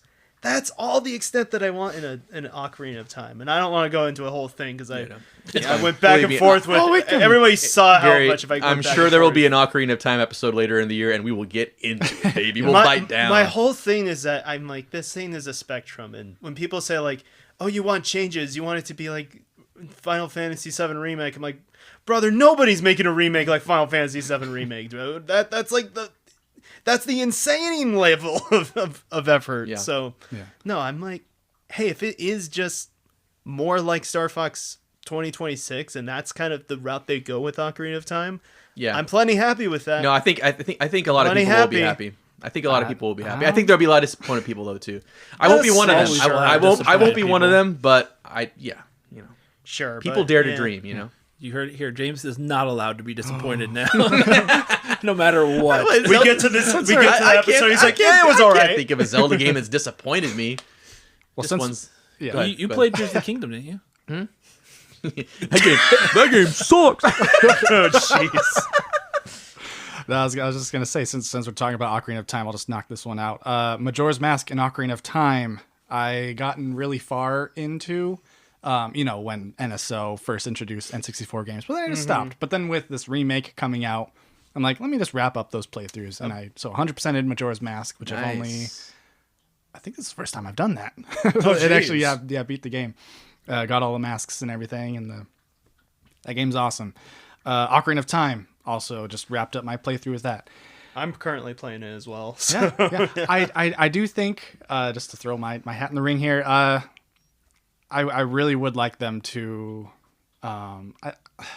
they can go ahead and change things. The game is really good. I'm just thinking like modern audiences or whatever. And for there's some needless friction in multiple points of the game. Yeah, it's like And for like the fans like us who have the game kind of almost memorized, it's like it would be nice to. Star Fox is one thing, this arcadey shooter that's fun to just replay quick. Something like Ocarina of Time, if you're gonna do it, I say you could, and it would feel, I think, a lot weirder for it to be more 1-to-1. I think, Hyrule Field, everyone says, oh, it's so empty. I think a lot of the areas in this game feel very, it could be filled with. I mean, they were things. big for when they first released. It's like, what, a game could be this expansive sort of deal, but we've been like spoiled for choice for expansive games, so it's like, I don't know, including in the Zelda series. And by comparison to like A Link to the Past, which I also recently I enjoyed I enjoyed your texts, your updates. Yeah, I went to him like the magician or the guy you get hints from in the game. I was like, James, how do I blow up the dang James became wall on the pyramid? Yeah, and then that he became the Nintendo hotline. And then that dumb song plays. I love his hints too. He didn't tell me exactly. He's just like, go to the mountain or this or that, or for whatever question I would ask him. And so it would just be just enough. Anyway, so I bring up Link to the Past because that game feels very dense. There's a lot of stuff everywhere, and I know this is Ocarina of Time being a 3D game. Yeah. By comparison, it feels very.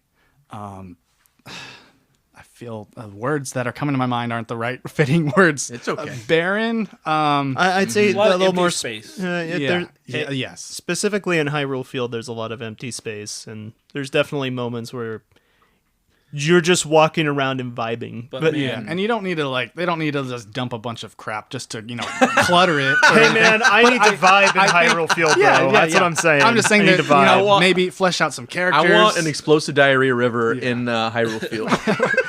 I think there's room for additions. Dude, that moment is how I feel. Playing Ocarina of Time for the first time and walking out to Hyrule Field for the first time was like, it was a moment. Oh, it's magical, dude. It was a moment for sure. Yeah. I probably already said this in the last episode, but the thing I'm most excited for with the remake is just a brand new rendition of the soundtrack. It's whatever you feel about the game itself, the music is going to be peak. It's going to be so good, and that's what I'm really excited about. I want them to go fully orchestrated, just like they did with Star Fox, man. That'd be great. If they have the budget to do that with Star Fox... Absolutely. Oh, and speaking of Star Fox, the soundtrack in Star Fox is so good. It's so good. It's so good. I still am listening to that Star Wolf theme. It's so good. Just the title screen. The how does it go again? It's like Dun, dun, dun, dun, dun, dun, dun, dun, dun. That one? Or yeah. that's the title screen. You talking about like the chill like Oh, the chilla. I don't remember how it goes. I'll think of it later. Anyways, it's really good. It's really catchy. Yeah. Good stuff. Well, Good stuff. you've been on a nice 64 game kick, basically. Then I have. Retro game. I'm chipping away at my backlog. Things that I'm like, why don't Okay, so of the Zelda games you played, you played Majora's Mask, Ocarina of Time, A Link to the Past, all recently. Yeah. Rank them. Top 3, 2, 1. Oh, And- no. Oh, my gosh. Gun to your head. Gun to your head. he's gonna shoot you, Gun to your Jaiden. head. He brought an actual gun. He's got 2. I'm American. Okay. So I'll rank them as like what I like, how much like I love them, but I think the order of how fun they are to play is actually the reverse of my ranking. Okay, okay, Majora's Mask is my number 1. I like it a little more than Ocarina of Time. I expected that. And then Ocarina of Time, and then A Link to the Past. Okay. But I do think A Link to the Past is like the snappiest, the most. You can just like jump in and just be like, you're going. There's no nothing much really holding you back. You just keep on going. And yeah, just the atmosphere of Majora's Mask, it is insane. It's so powerful and just so, man. Brilliantly crafted, like hub central, just everything going on in the town is great. Yeah, Clock Town. it feels like this like pocket universe, like that exists somewhere. That like when I go back to it, I'm like, this is a real place with real people, real inhabitants that at the end of these 3-day cycles are all, getting crushed by this moon. And man, those final hours, the final minutes, you're just in the town and like no one's there, and there's nothing like it. It is such a crazy Nintendo game. For sure. Yeah, this is really good. Have you played Majora's Mask? I always wondered that. I did, but I never finished it. Okay. I never had it on 64. I bought it when the 3DS came out, or when it came out on 3DS, and I got really far, but it's been a long time. I did play it on 64 too, but I have never finished it. I need to. I've heard it's got I like the concept of it a lot. I've heard it's got like one of the best temples in the entire series, like the Stone Temple, I think is what they call it. That one's insane. It's got really good temples. That game is hard. Really It's good like, temples. man, the dungeons and a lot of the side quests. It's hardest to like. It wants you to do everything. It wants you to put this game down and be stuck when you come back to it because your memory's not as good. But if you stick with it, it's very rewarding. Nice. But I feel like I've been talking quite a bit already. You've earned it. No worries. Yeah, you did earn it. Those are meaty games. Those are 3 very meaty games. Yeah. Well, I was like at the last dungeon, I think, of Ocarina of Time and Majora's Mask. I think I had just a couple more masks to get, and then so Nice. just the excitement of Ocarina of Time made me want to finish those up. Yeah, that's what I plan on playing through all the 3D Zeldas once the remake comes out, and that'll just be like my starting point, and then I'll go Follow from I'll there. go in order. I'll go in order. Yeah, And hopefully by then, by the time I get to Wind Waker, hopefully it's on Switch too. But that's not going to happen. But you never know. Who knows? I do need to finish Majora's Mask, and I also need to finish Skyward Sword. I finished all the. You don't need to finish Skyward. Skyward Sword gets crapped on a lot, but it's actually not bad. Is it better now that we have the Switch version of it, or I haven't played it, so I don't know. But I mean, I enjoyed Skyward Sword. It just felt it felt super weird and linear for a Zelda game. I don't know how to explain it. I like linear. Yeah, linear's fine, but for Zelda, it feels weird sometimes. especially after you've had like so many areas with big fields and you're exploring things, to then just go into a very go down this hallway and you get to the This hallway in the desert. Yeah. Yeah. Well, James, what have you been playing? Well, good news for I think I'm in the right place with the right people to talk about this. I don't have I don't have an abundance of things to say, other than I finished Final Fantasy VII Remake. Let's go. This is an AMA. Ask me anything. Ask you anything. You posted what a month or so ago on the Discord that you finished Remake, or I don't remember if Gary brought it up. I don't remember how it got brought up, but it was brought up in such a lackluster way. I was playing something with Keldrick when it happened, and I was like, SOB didn't even like it. Can you form that into a question? No, What have you been playing, Gary? it was funny because you just posted a screenshot of the title scroll and you're like, yeah, it was pretty good. Yeah. I think when I posted it, it was probably Yeah. 1 in the morning, though. That was probably the reason why, and I don't know. No, I didn't see it till the next day. No. So I was texting Gary the night Yeah. that I did beat it because I was playing the Whisper. You did something I never could. Gary. You got James to beat a game that I wanted him to play. hey, he still hasn't played FF7 original, so I mean, you still have that. Like I said, you've got him to do something I've never been able to. I have Yeah. that downloaded on my Switch. It's Oh. on my Nintendo Switch account. I might get to that one day. But yeah, I was texting Gary the night I beat it, and I was playing the Whisper Arbiter or whatever. You know, the harbinger of fate. it took me like 8 times to beat because I didn't realize that I had to like switch between characters to draw fire away from. It became especially crucial in that battle. I noticed like you have to switch when you're fighting against Yeah. like the three. It's like specifically like the three whisper. I don't remember what they're necessarily called. Yeah, they're like but the elemental whispers or whatever. Yeah, basically, and you fight them essentially so you can fight the big boss. Yeah. Yeah. That fight has always been one that I was like. I told it to you as well. It's like back in 2020 when the game first launched. I was like, there is no way I am not finishing this game. So it was literally me just beating my head against the wall until I beat it. That's kind of what I did. It took me. essentially. I think it was on my 7th time I got it, and that's a really lengthy boss battle because it. And there is no checkpoint. Yeah, there's no shit. That was what I was. I texted him after the. That sucks. I texted you after my 6th death. I was like, Gary, I don't know, man. I don't know if I'm gonna get through this. You want to know what the worst part about that is? And I love these games. The worst part about that is that you have to go through all the cutscenes again and again. That's 'Cause what's so they're frustrating. in the battle. Come They're not skippable. They're in the battle. You can't skip the cutscenes. So you just keep seeing it over and over again. You're like, I'm on my last potion. Barrett's got to get healed. It started making something that was very dramatic and compelling into something very less Frustrating, very yes. less dramatic for me. At least that part of the cutscene stuff. But I was like, I beat it on the 7th and I was just elated. I was like, oh thank God. And comparatively, Sephiroth was a piece of cake, but like, much cooler boss battle. I thought it was much more compelling and just really cool. Anyways, your thoughts on that are pretty much what a lot of people's thoughts were. I'm glad I didn't feel crazy on that front. No, and I mean, first time around, really, it can be a bit of a doozy. It's also one of those things too where you're learning the game as you're going through, and I mean, there's other things you can do, like hard mode introduces new mechanics and everything as well. Yeah. But going back through it again because I replayed it earlier this year and finished it and the DLC and everything.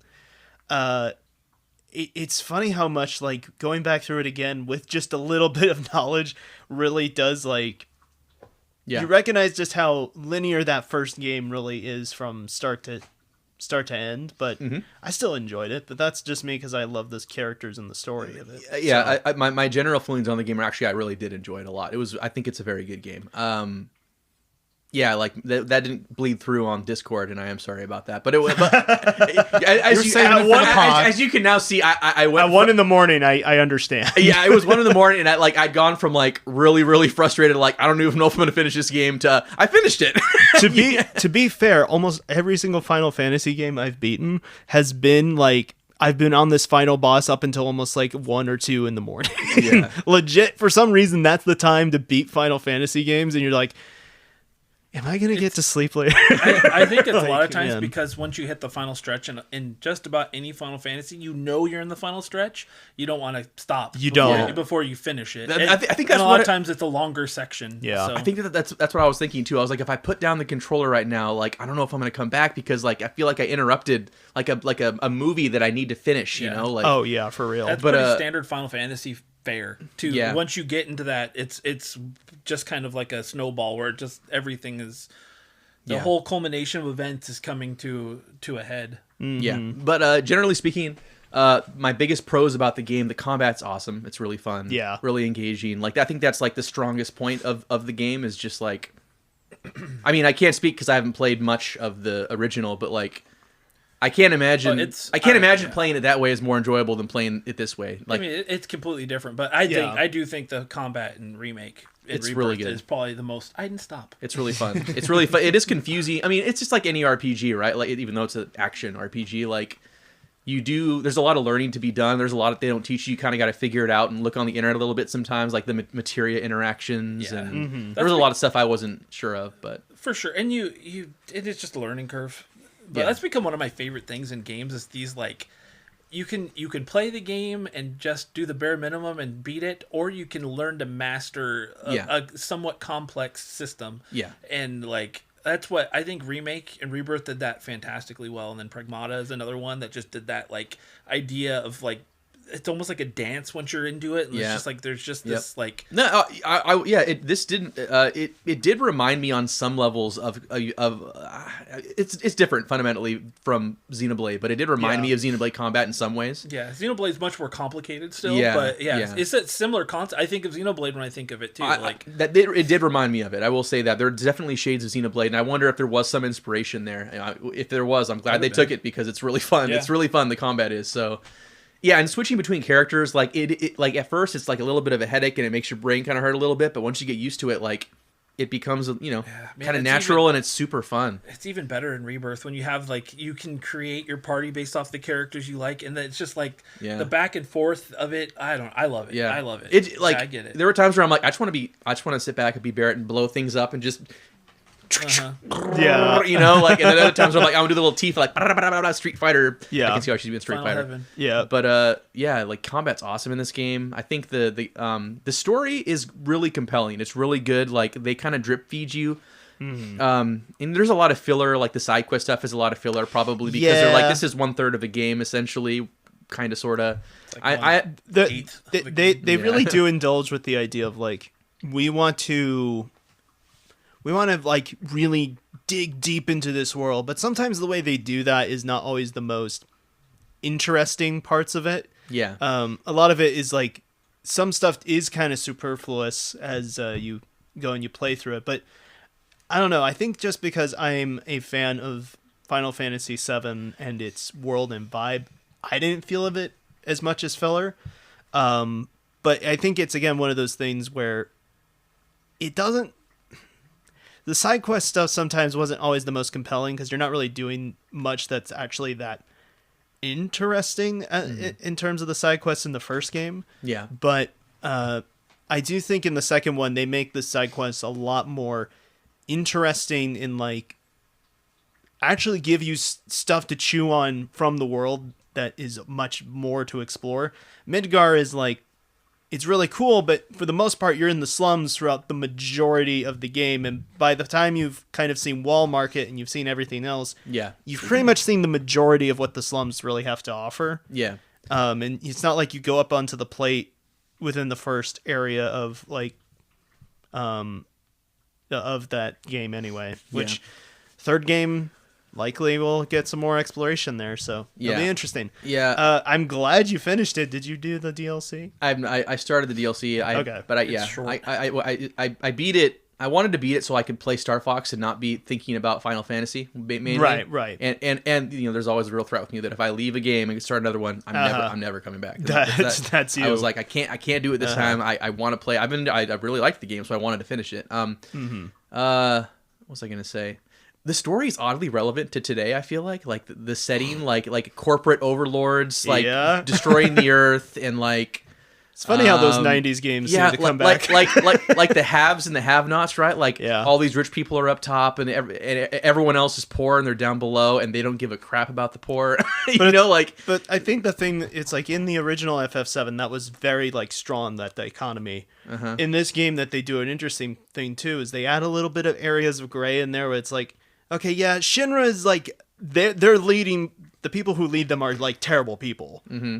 But then there's all these like normal working people who are just showing up there and it's like, I Yeah. mean, I'm just here for the paycheck, man. Yeah. I've got a It's wife like and working kids for to feed or something. Amazon Like or any of those companies. Like, it's just a job. You just Yeah. end up being a cog in the machine. Yeah. But that's the part that I actually kind of like that they fleshed out, where it's like, oh, this world now feels so much more believable. Yeah. But those themes are still very present. Yeah, Like, you can still feel makes them. me think of Star Wars. Like, just because somebody was part of the Empire, they were Imperial, did not necessarily mean they were bad. Yeah. You know, like...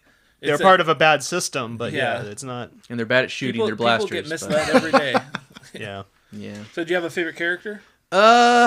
Ooh, that's honestly a tough one. It wouldn't be Cloud to me. It'd be somebody. I think it might be Aerith. Honestly, of the. I don't know. Tifa's pretty likable too, but I think Aerith is super likable as a character. Yeah. It's not Barrett. I do like Barrett, but it's not my favorite character. Barrett and Barrett. Tifa. Barrett and Tifa are my favorites. Yeah, but- I would say it's Aerith or Tifa for sure. Like, I think that is other than the combat, the biggest strength of the game is the characters. Like, they're so cool. They're beautiful. They're like you want to see what happens to them. Like, I think that's the biggest draw, I think, to Final Fantasy VII is like, even if you know nothing about it, you already know what these people look like, and you know that they matter. And I think that's probably the biggest strength of this game is the characters are awesome. It's a character-driven story. Absolutely. It's a lot of people want to try and talk about like the plot, but it's like really it's what happens to the characters at different points of it and you exploring them.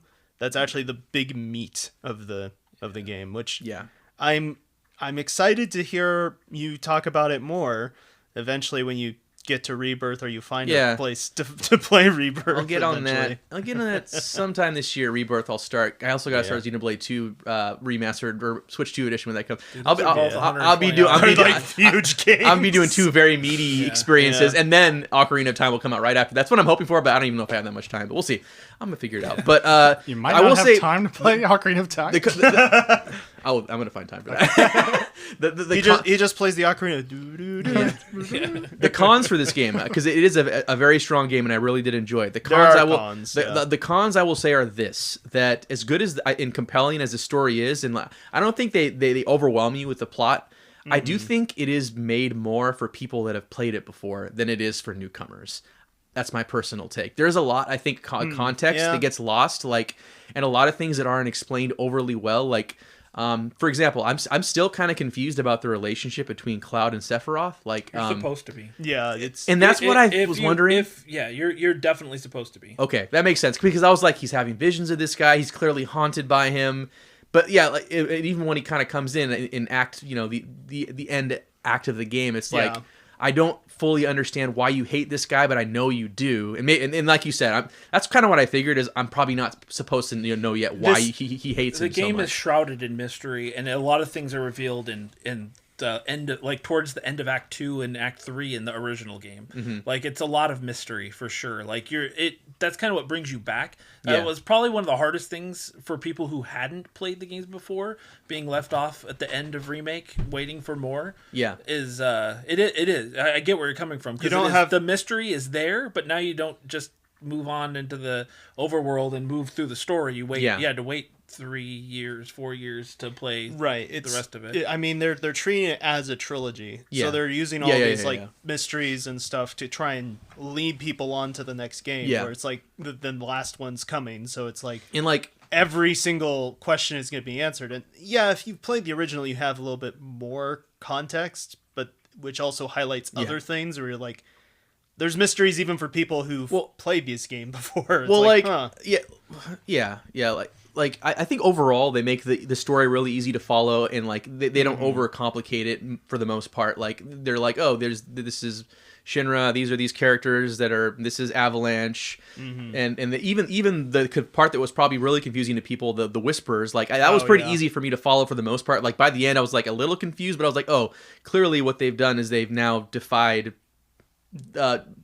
fate, basically. Like now the story can go, they've unlocked it and it can go anywhere, and I like that, even though I've never played the first one. But everyone knows what happens in the first one, right? And everyone knows, like, now you're wondering, like, oh, does that happen to Aerith? Does that not happen to Aerith? That's like, I know, and I'm glad that I don't know that now, so as somebody, I feel like that's a good thing. Yeah, that's the question they wanted you to have at the end, because that's what everybody had the question at the end of Remake. So you're having the experience that everybody pretty much had. Yeah.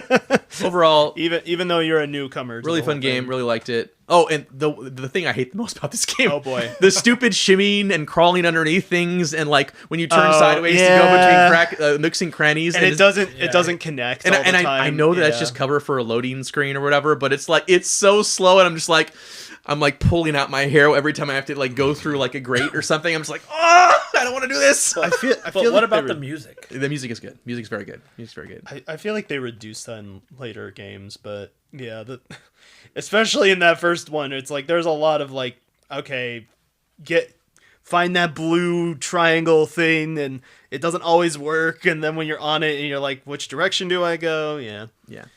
And man, really impressively, like it plays great on the Switch too. Like I can't believe what they accomplished. It's so good. Yeah. I'm glad they did it. I mean, I've been playing Rebirth on Switch 2 a little bit recently, so I guess I can roll into that. Rebirth has a few more compromises that are pretty obvious. Yeah. Such a huge game. Yeah, and I think I understand why, but at the same time, it does, like, especially in handheld for whatever reason. I haven't tried it like on the big screen, but in handheld, you can definitely see certain things load in way after they're supposed to. Like certain textures load in and you're like, huh. It's like, it's not as good of a port, but it's still a pretty solid way to play the game. And the fact that it's even on there is impressive. I'll say that. Nice. Yeah. Well, yeah. So you can go now, Gary. I am done with Final You're done? Fantasy VII. Oh, man. Well, we've already spoil all of Rebirth for game. Okay, well, Sephiroth burnt Cloud's birthday cake. That's why he hates him so much. I don't know what to tell you, man. It's a happy birthday, fool! Firaga. I know, right? Man, it's just such a deep-seated hatred. Anyway, no, I a lot of what we just kind of talked about, I've played as well. I've played Star Fox. I got through like a single run, and now I'm on my second run. I've just been super busy this last month, so I haven't really had a whole lot of time just to sit down and play. Mina the Hollower is still squeaking in the back of my ear, so I can go and play the rest of that and finish it. Even though I've really only just started that game. That game's fantastic, by the way. I'm gonna keep saying, play Mina the Hollower, please. It's $20. I'm on my TBP. I mean to get that, and I'm kind of hoping it gets a physical, but we'll see. I mean, hopefully. I'm sure it will. Not treasure trove. Yacht Club. Yacht Club. They put out a lot of Shovel Knight, so yeah. I don't doubt that they'll try to do a physical. I really hope the game just does well, because they need it to, considering like they're not a big team and it took them way too long to actually come out and everything. So I'm hoping it does well. They do amazing stuff. I think it did pretty. I think it's reviewed well. I mean, at last I heard, it had already sold over 500,000 copies, and that was a couple weeks after launch. Yeah, so. That's good. It's just. And whatever attention it hasn't got yet, I mean, if I remember it right, it's Metacritic's one of the best ones of the year. So it'll up there with Forza. It'll be in the running for Game of the Year. You would assume it might likely to be one of the nominees. It's just, man, I said it before, but it's like I played this game. Well, I've said it before to other people, but like the moment I held a controller and started moving and playing in the game world, I'm like, the stupidest grin started to like form on my face because everything just felt so right. It's like, it's kind of Zelda-ish, but it's not entirely. There's like a little bit of Zelda, a little bit of Castlevania, a little bit of some like FromSoft stuff thrown in there. There's like obvious nods to Shovel Knight and all those different interactions and things there. There's some RPG light elements in it.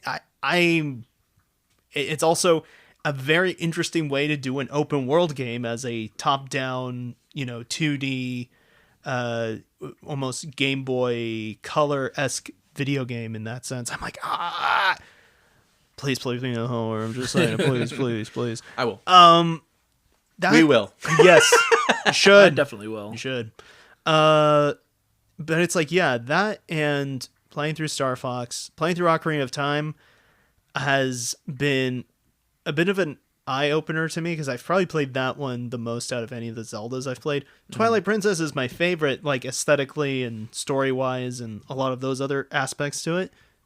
But Ocarina of Time is what I started with, so there's a lot of nostalgia going into it, and I didn't expect to kind of feel like the emotions again playing through it, but like allowing myself to have the time, and I'm trying to do my best not to look up anything and just go based off of what the game is trying to teach you from it. And it's rather intuitive, and there is a lot of great exploration there. There's a lot of great vibes, and there's some things that I didn't necessarily pick up on when I first played it a while back. But man, there's also aspects to it though where I'm like, yeah, we can change it a few things. Keep the mweep. We need the mweep to still stay. The like mweep. We need that to still stay, because that's one of those ones where I'm like, yeah, I know you can skip it, but nah, just keep it, bro. It's great. How annoying do you think carrying around Princess Ruto and Jabu Jabu is going to be in the remake? To me, the annoying part was forgetting what the route was, because I got there. I think it was like, I was playing it on July 4th, which probably was not the best time. Okay, I have a funny story about this, actually. July 4th was crazy in my neighborhood. There's this neighbors that got like pallets of fireworks, which, yeah, of course, fireworks are kind of illegal to set off in the area that we were at. But nobody calls the cops.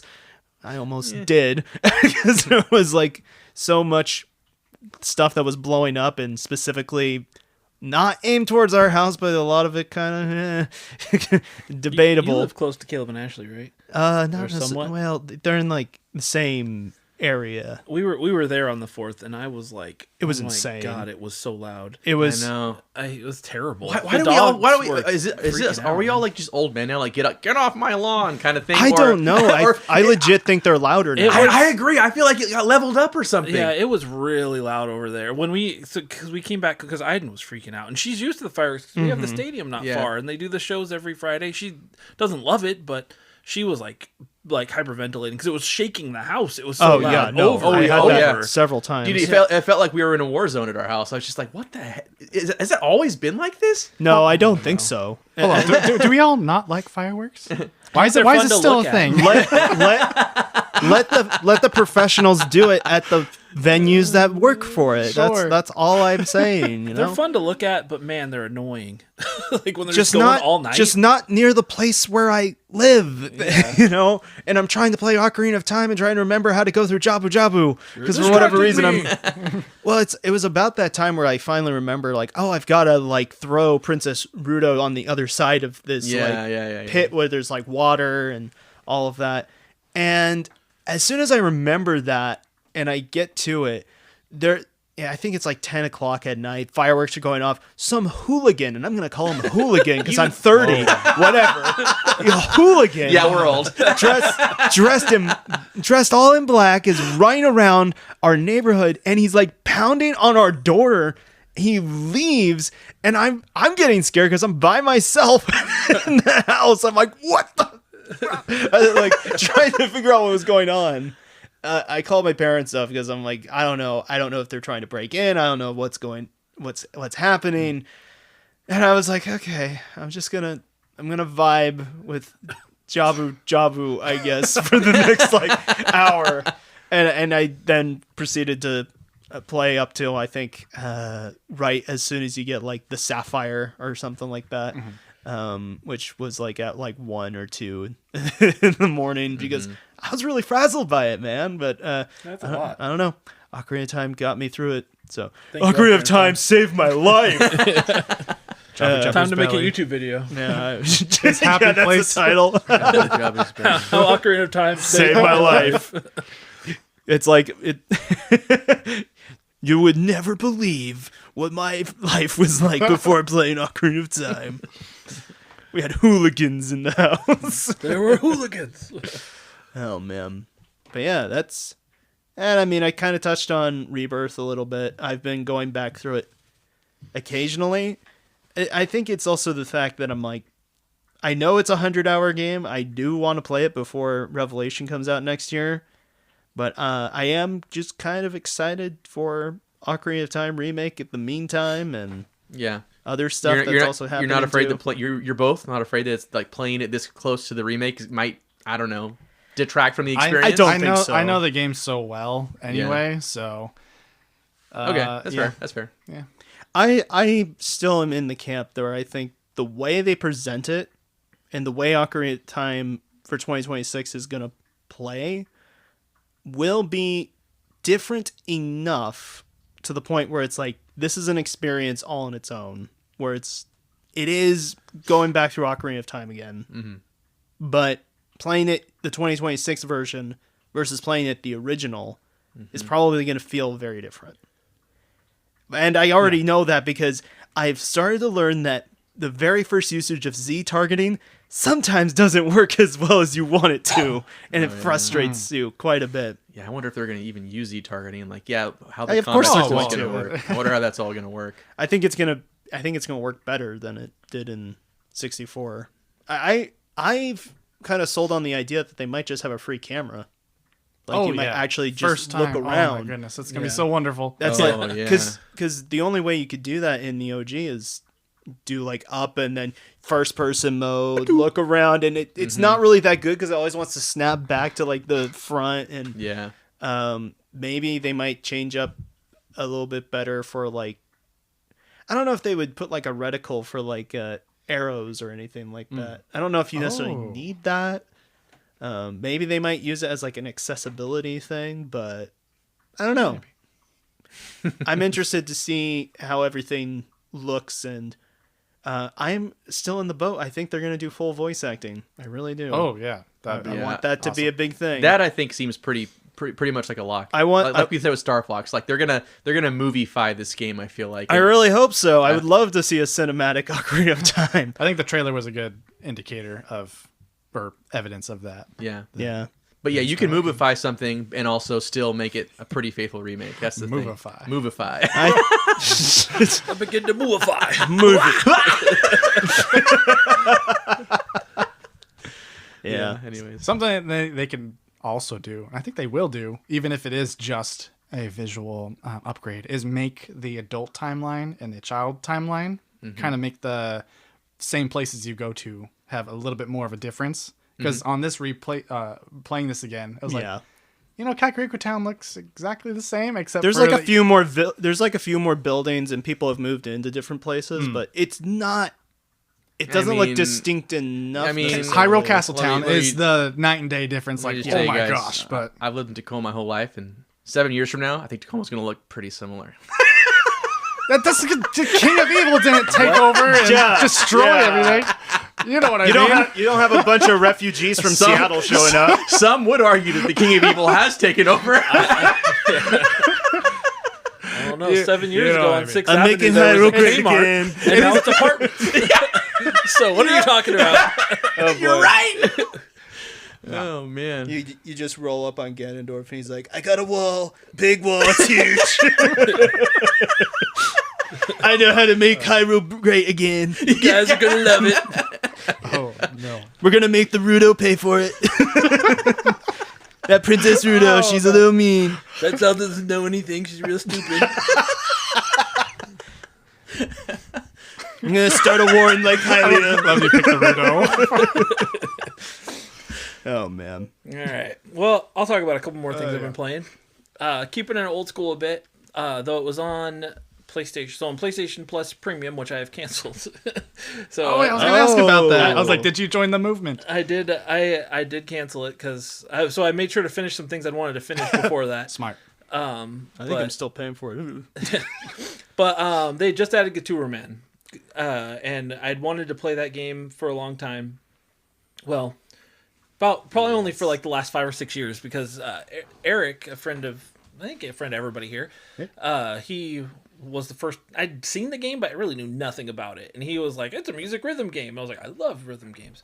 Anyway, so yeah, I'd heard about it and been kind of on my radar, but it's a somewhat expensive PS2 game, and you know how it is when you've never played something. Sometimes you don't want to I'm not going to go buy it, and I'm not against emulating. I just don't do it. But anyway, so it came out. I'm like, I'm going to play it finally, and I played it, and I loved it. I love rhythm games. It has got all of the weird PS2 quirkiness Yes. of or especially the early PS2 era. Voice acting is varying levels of good, weird, and terrible, but all of it was very fun. And the music, oh man, the music in this game So good. was so good. I meant to write stuff down, but I was busy today and forgot. But is it the Skeleton Trio? What's that one called? Born to be Bone. Oh, that song was so good. Yeah. And well, also infuriating trying to get the rank I needed for. I needed to get an A rank. Oh dang. And it was hard. That one's hard. Yeah, when you're just defending, Yeah. dodging. Yeah, Yeah, the whole time. It was very clever though, because obviously this game came out. I looked it up. It came out in 2002 in Japan, 2003 in America, I believe, or was it 2001 in Japan, 2002 in America?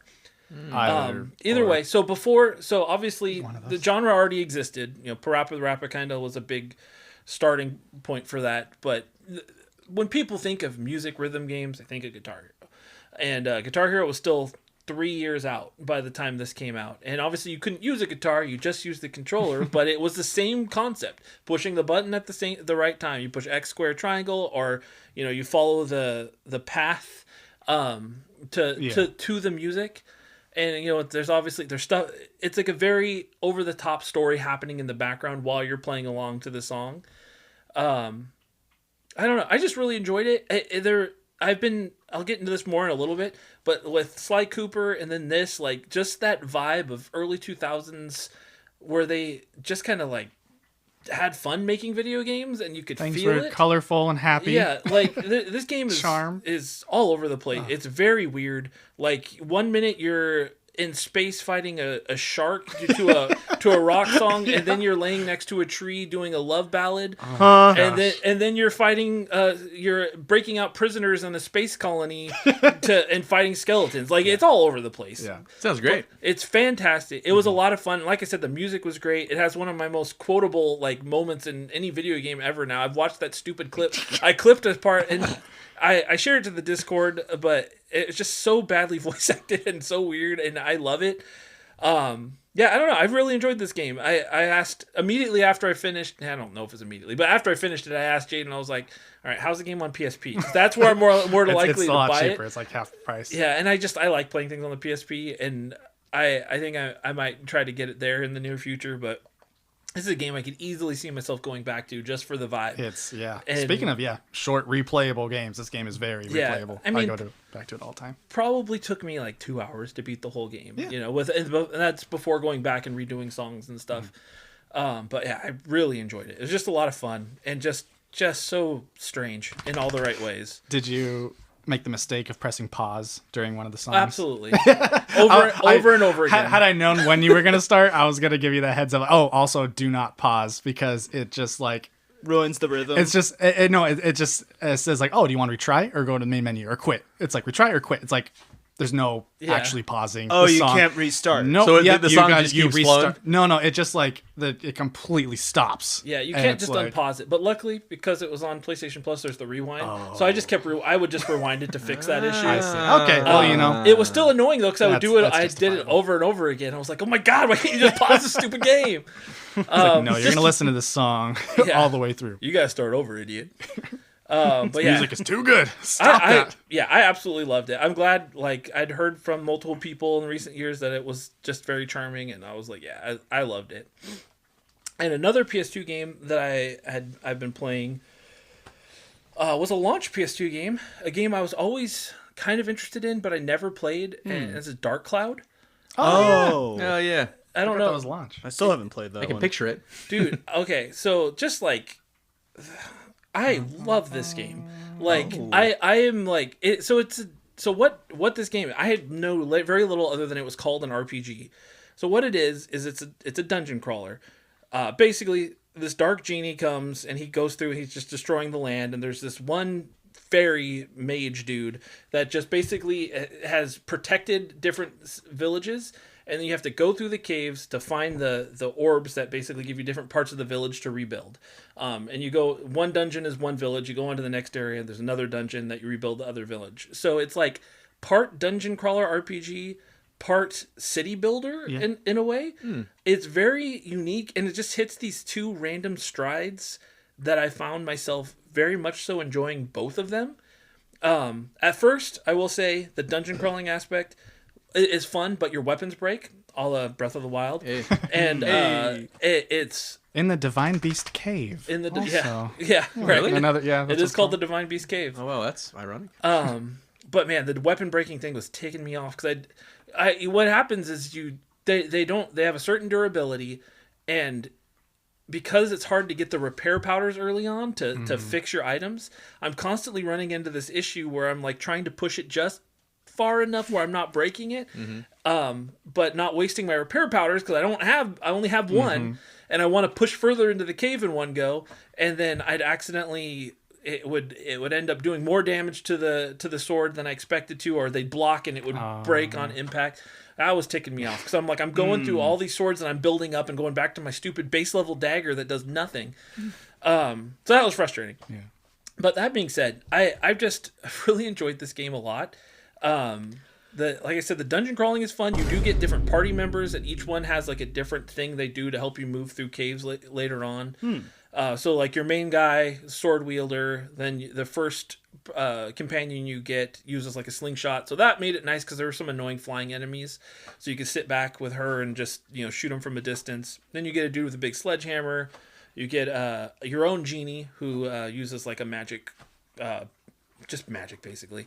And that's I have one more guy who has a staff that he spins really quick and it creates like a whirlwind. And there's another person that I haven't gotten yet, but yeah, it's just a really, I don't know. I found myself really engrossed in it. It's one of those games that I'm playing it now and I'm like, God, I would have loved this if I'd played this back at launch. Like how much I like it now, I know I would have loved it then.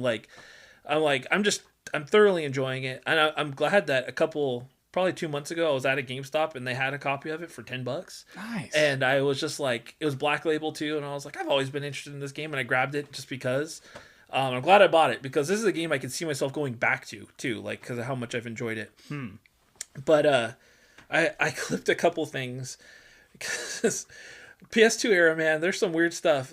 Yeah. There's a fortune teller you have to go to a couple times so she can tell you what you need to do.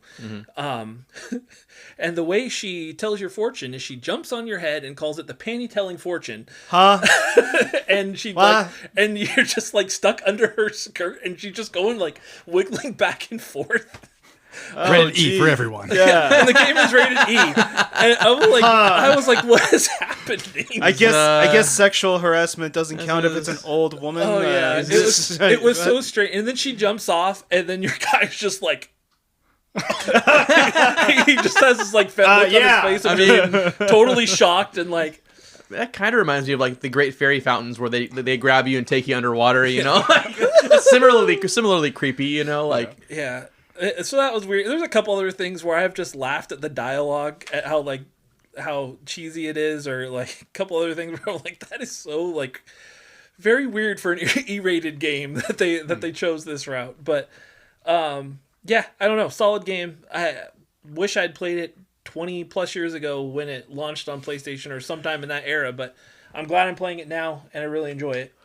Yeah, the game's really nostalgic for. My brother played that back then, and so like the music and all that. Yeah, really, I'm glad. I never really, I think my friend Caleb played it, but other than that, I've never really talked to anybody who's played it either. So like I didn't have a bunch of people pushing me to play it back then, or else I probably, well, I don't know who would have pushed me, but nonetheless, I probably would have played it with a little bit more like push, because I loved, that's what like I said earlier, during that era I was playing RPGs almost exclusively. That's why I missed so much stuff. Yeah, I would have absolutely loved to play it way back then, but I'm enjoying it now. I'm kind of looking forward to playing Dark Cloud 2 at some point now, too. I've heard it's different, so I don't know that I like it as much. But. I played a little bit of both for footage for the B-roll on some of the podcast episodes. I kind of prefer Dark Cloud 1, and that could totally be nostalgia, too. But yeah. I get it. I don't know. I'm no nostalgia, and I love it, so... If I get to 2, I'll let you know if I agreed with that concept, coming from a nostalgia-less viewpoint. All right, Jaiden, you got any more games you want to talk about? I do got some more. So like I said, I've been chipping away at my backlog, or more so games that I never never finished for whatever reason. Man, it's a real gamer in this place. Yeah. On a gaming podcast? What? No, never. Well, yeah. There's a lot of things that I'm just like, why? It's wrong that I haven't finished. Well, I'll start off with so Mario Wonder. I let my brother borrow it. Let my brother it. And then after that, once I got that back, then I let this other family borrow it. And then I realized like I have this game again. I should just. It's been making the rounds. I need it. Yeah, yeah. Guess what? All those people did not have to pay for that game to play it. Very true. One of the benefits of physical games. Yeah. Convenient, Amen, isn't it? Yeah. I didn't realize how close I was to the end. I just had like one more world to go. Oh jeez, you were And really so close. I was like, oh wow, there we go. So knocked that out. Very wonderful game. Why did I laugh at that? I was just and I genuinely was like, "That's great." Thanks, Chris. It's like, that's a good joke. Good job, Jaiden. And then the next one, Mario Galaxy, which same thing. I didn't realize how Galaxy's close so I good. was to the end of that game. So wrap that one up. Very, very good. Yeah, it's. I don't know why I never play. I had a Wii back then, but I think it was just. You know what? I don't know. It's just a wonderful game. That's all I'll say. And so I have Mario wonderful. Mario wonderful. So I have the. It's a galaxy of wonder out there. Wow. The Galaxy 1 and 2 on Switch. And so I started up Galaxy 2 and for some reason just wasn't really feeling it. I don't know. Sometimes it's all about timing. Yeah. I mean, it's so similar to Galaxy 1, so I don't know why like it kind of loses me a bit. I don't know. Maybe I'm just bad. It could also be the thing, too, because Galaxy 2 does have a lot of similarity to Galaxy 1 in a lot of ways, but it could also be one of those things that almost feels like you're playing the same game over again, and after just finishing the first one, maybe. I don't know. see that. I don't want to be a couch psychologist to your gameplay sessions here, but, I'm just saying, it possible. Yeah. Yeah, I don't know what it was about it, but as I was playing it, and I knew it was like, no, Jaiden, don't replay Mario Odyssey. You need to play new games. You need to get through this. But like the more I was playing Mario Galaxy 2, and I was just like, I was just thinking right about there. Odyssey. And it's like I had just replayed that a few years ago, but this is already making me want to play. There's a reason I could go back to it. It's on Switch 2. It's in higher def and yeah, whatever. So I did a playthrough of that within just like a few days, and it was lovely. Dude, I'm not saying wonderful again. And then I realized I never did the dark side of the moon thing with the rabbits, not rabbits, the rabbits, those rabbits. You do like this boss battle thing. I'm like, why haven't I never done that? And so I went back to my first playthrough because I wasn't going to collect all the amount of moons again. Just but, to get to that. yeah, so I'm like, okay, let me do that. And then I realized like why I never beat that. It's like, oh, you got to beat them all in a row with no like health replenishing in between the boss fights and with moon gravity. So it's especially hard. You got to time your jumps and like land on their head and defeat them. I didn't know that was a thing in that game. Yeah, so if you collect enough like power moons, you go to like this dark side of the moon, and you do like this. Yeah, it's like this boss rush, and you have to defeat them Interesting. all in pretty one cool. go. That's And pretty cool. it was tough because on this like replay, I realized like, I think this game's kind of really easy. Yeah. It's not bad, but like Donkey Kong Bonanza came out, and I felt that game was easy. I was like. Well, Mario Odyssey's also a similar, like, easy level.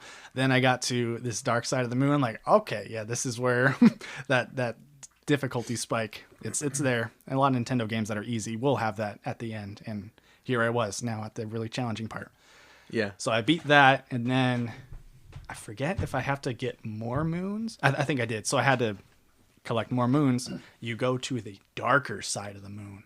Which is Side of the moon. which I had no idea. I knew that it was there. I was aware of its existence like way back in 2017, but I never beat Dark Side of the Moon. So now here I am like, oh, I got to get more moons. So I did that. And it's this like obstacle course that's like so long. There are no checkpoints at all. And oh my gosh, it was it's brutal. It's a real test of just like, okay, you've mastered playing this game. Let's see. It's like, oh man, but it was so dang hard though, because yeah, if you die, it sets you back to the very, very beginning. And so like you get to this part that's like so hard, and it just kicks your butt. Even if you have like the extra heart upgrade, you're done. It's if you mess up just like one mistake. And so yeah, that was really challenging. I tried to do it. And I was like, I guess I'm just not gonna beat it. But I looked up a video, and there is a way to kind of cheese it towards the end, which that's what I'm talking about. The game lets you do that, so it's in the game. It's in the game. Yeah, and coded I mean, in. what Mario game did we not play where we took advantage of some sort of secret exit or thing that we knew outside of the game? It was all Jump good. in the wall in Wario Stadium.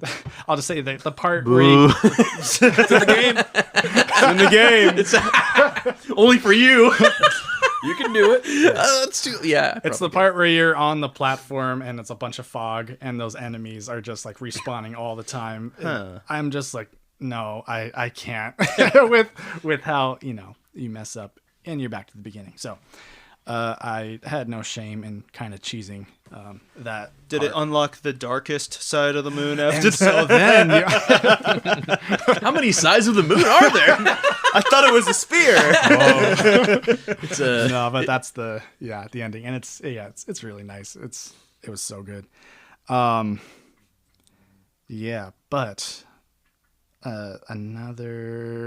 so what I didn't cheese were the Donkey Kong Country games. Another set of games that like these are my favorite games, yet I've never beat them. Like what? I need to fix this. I honestly think that's okay sometimes, depending on the game. So like You would think though. I have started many games that I have never finished. I have a lot of those as well. But like these games, they're so special, and I should really beat them. And so I started with. I think it was like last year. I played through DK Country 2, and I got to that dang level in the tower that's just like this elevator that goes up, and it is so dang long. That was brutal. But I went to Donkey Kong Country 1, and I beat that first. That game gets so hard. And then that boss battle is it's good. It's all good stuff. And then Donkey Kong Country 2, that game's even harder, but it feels like better to control, with Dixie Kong and the hair and all that. And that final boss battle. I think on that thing of boss battles you were saying, it's like I think boss battles should take you at least how many times did it take you? It was like 7. Oh, yeah, but it wasn't the boss battle that was frustrating. It was the fact that I had to go back to the beginning and replay these cutscenes, and I couldn't. Right. Like you said, there was no checkpoints. Like I'm okay fighting the boss over and over again if I just am fighting the boss over and over again. Different experience in Final Fantasy VII Remake, but I know what you're saying. I think boss battles should take you at least 20 tries and make you want to cry. Well, I'm going to be up till 5 a.m. next time. And then I did not beat DK Country 2 on 20 tries. It was more than that. For the final boss? I mean... I never beat that game, honestly. I never beat DK Country 2. It's so good. Yeah, oh my gosh. Oh, and so like that final world, I thought it was the final world. After that tower, each level after that was just so hard, but finally like conquering it feels so good to just like master the level and then finally beat it. It would take a lot faster if I were better at games and didn't make like idiot mistakes so often as I do. But so you finally beat that, and then you go to what you think would be the final boss fight or something. You would have like a save point after beating that like hard level. The game spits you out into one of those sticker bush levels. And it's like, hey, okay, before you even can escape this place, you got to beat this. It's like, oh my gosh. But you just feel so, I don't know, powerful. It's like this level is like insanely hard, but you feel it's everything just muscle memory, everything you've built up to this point. Like you actually can conquer this level. It was a good feeling. And then, the King K. Rool fight is good. Very, very good. Took me many, many tries. And like I said, I make stupid mistakes. So... But now I can say I've beaten 1 and 2. I don't know if I want to play 3. That's what I was going to ask. Have you done 3? Because Nah, I I've haven't. never really played it. And I love 1 and 2. But, I mean, I know the general consensus is 3 exists. It's there. It's fine. But Yeah, that's kind of the feeling. Yeah, Do you like Nobody 2 ever or 1 says it's more? their 2 favorite. or 1 more? What is the superior game in your eyes? I think 2 is even better. 2 is one of those sequels that it just does, like, it takes the formula of the first one and just improves everything just enough that it's just like, it's like, like 1 is fantastic, 2 is perfect. It almost feels They that definitely way. take it up another Nice. level. Nice. I've heard a lot of people actually say DKC2 is like their favorite game ever in certain. As a kid, before even, like, you know, when you don't realize that things are like that, like, that I don't know how to explain it, but, like, even as a kid, like, I loved Donkey Kong 1. Like, when that game came out, it was one of those experiences that, like, everybody played Donkey Kong Country 1, and it was fantastic. But then 2 was just, like, I've always liked 2 more. As a kid, I was just like, this game is... I just felt like it was perfect back then. Difficult as all get out, but, like, just perfection. Yeah. Like you said, Trixie, like, with her spinning hair to be able to, like, float and stuff, gives you that Princess Peach vibe in Mario 2. Like, Oh my it gosh. just... It's a different way of playing, but it's great. I haven't played those games in a long time. I really should play through them again. They're good. Oh, and because the fact that my brother beat these at like age 8, and I'm here 30 years old and I'm like pulling my hair out on these levels.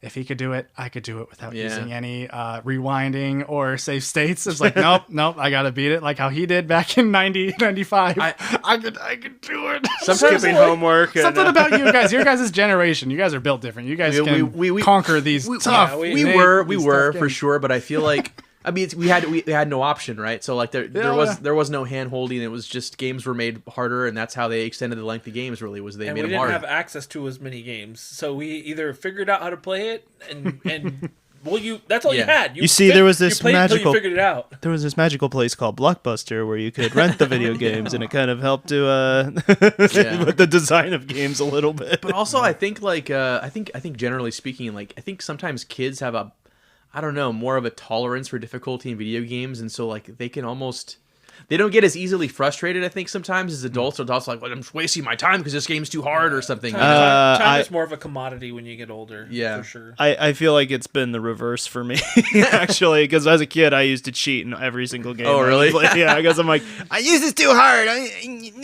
With unlimited lives, ultimate ammo, whatever. Like, I'd always go for that because I would just get so frustrated at a game. Yeah. But like as just growing up and like starting to just, I think it's also just me having a little bit of a rebellious phase of how easy everything is now. Everything's like instant gratification and everything. I'm like, I don't know. Maybe there's a part of me that's an old soul. I want friction.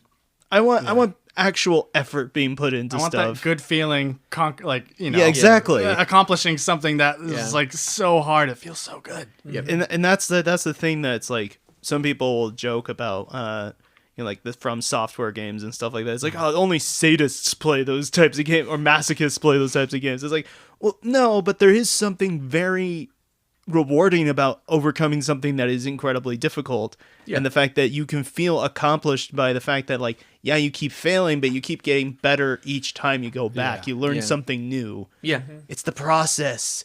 That's sure. what you enjoy. Yeah. But most people don't care about the process. So, a lot of people do. But Sadly, They you get- might be right about that. They got to make money. They got to make games that kids aren't gonna quit playing. Yeah, that After they- the first exactly. world. You have to So- hold a very fleeting attention span. Yeah. But also, if it's too easy, then it's not fun. So Yeah. Yeah, exactly. That's the I thing.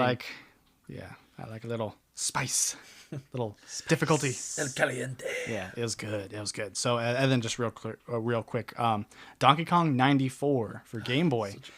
So so we're talking about the Nintendo Donkey Kong achievement thing. Challenges, yeah. Challenge cards or Challenge, whatever. yeah. They really have to come up with a cohesive name for that. Yeah. So I love DK94. I got it on Game Boy like way back in elementary school, and I thought, yeah, it was really good. I played so much of it, or I thought I did, because then I looked at the spot where I was stumped, and it happened to be the level the challenge card was for. Is like that was the level I was stumped on for like years, and like I would keep going back, like, okay, maybe I can figure it out now. for some reason I just didn't think to add the platform to the the enemy, or not the enemy, the guy there, so that it's finding out that solution. It was so simple. I'm like, oh my gosh.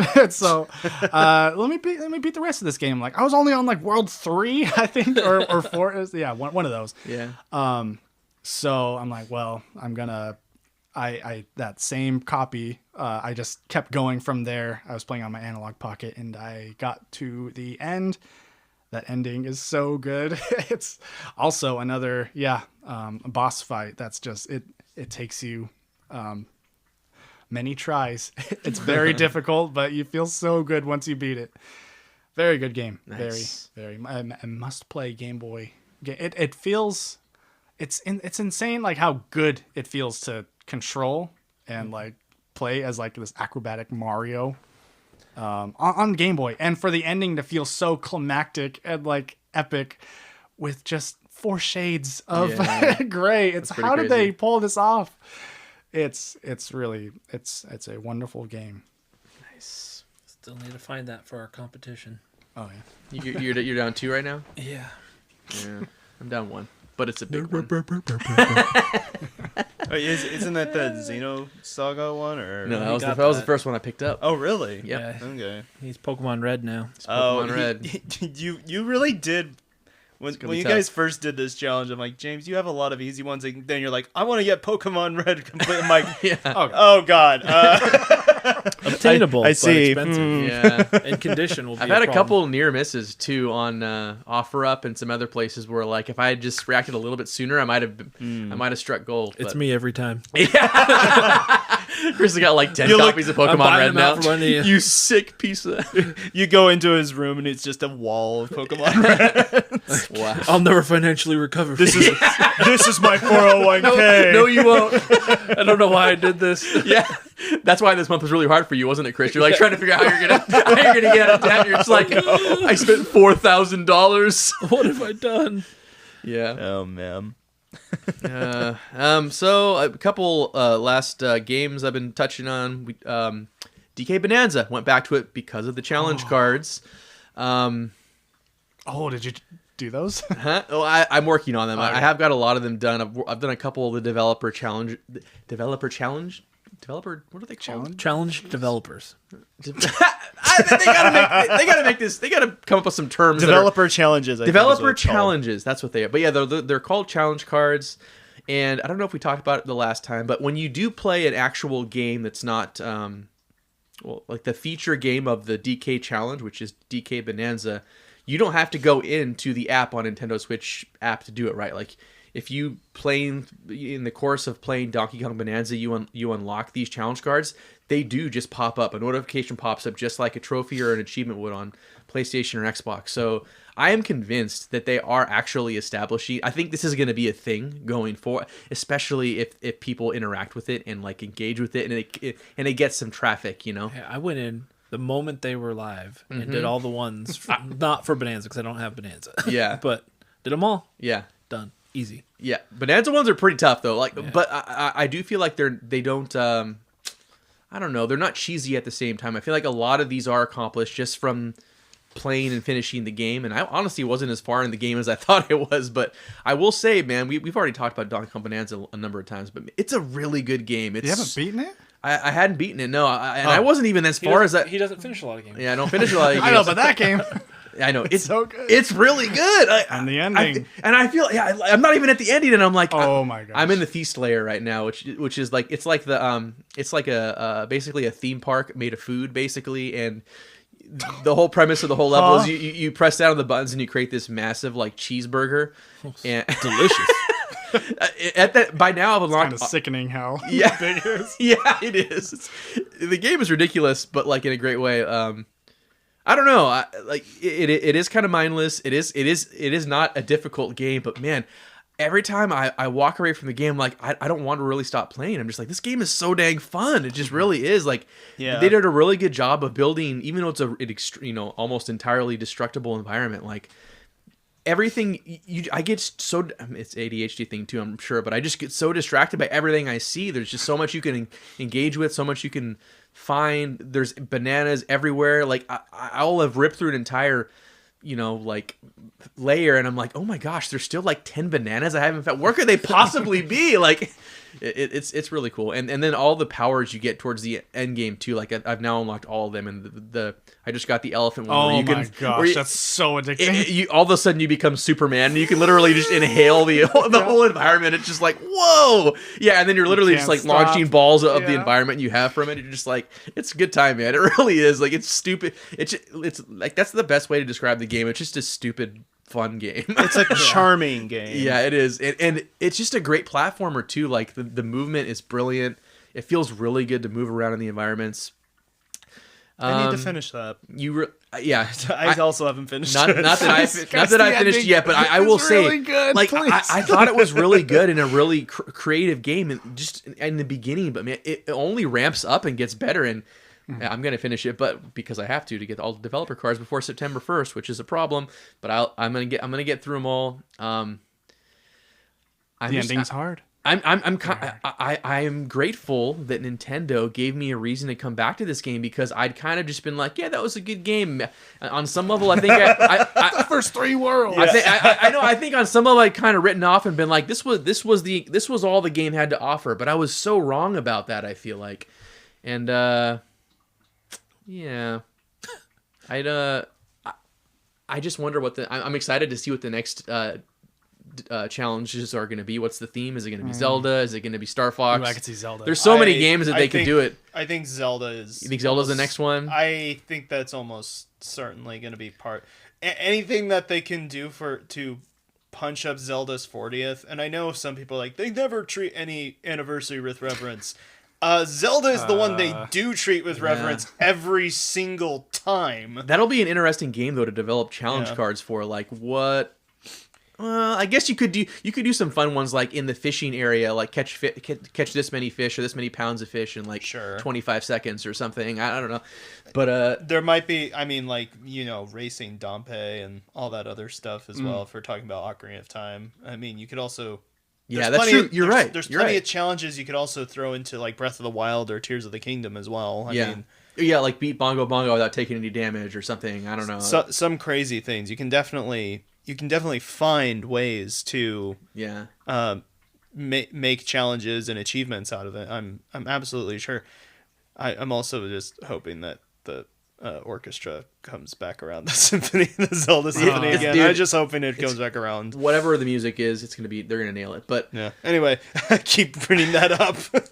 Nintendo's clear. I think they're going in on this. If I'm not, I feel like they're teasing us meanly if they haven't. Like what I want them to have is just have. Nintendo would never tease us meaningly. You're right. They would. They totally. that is totally Nintendo to do that.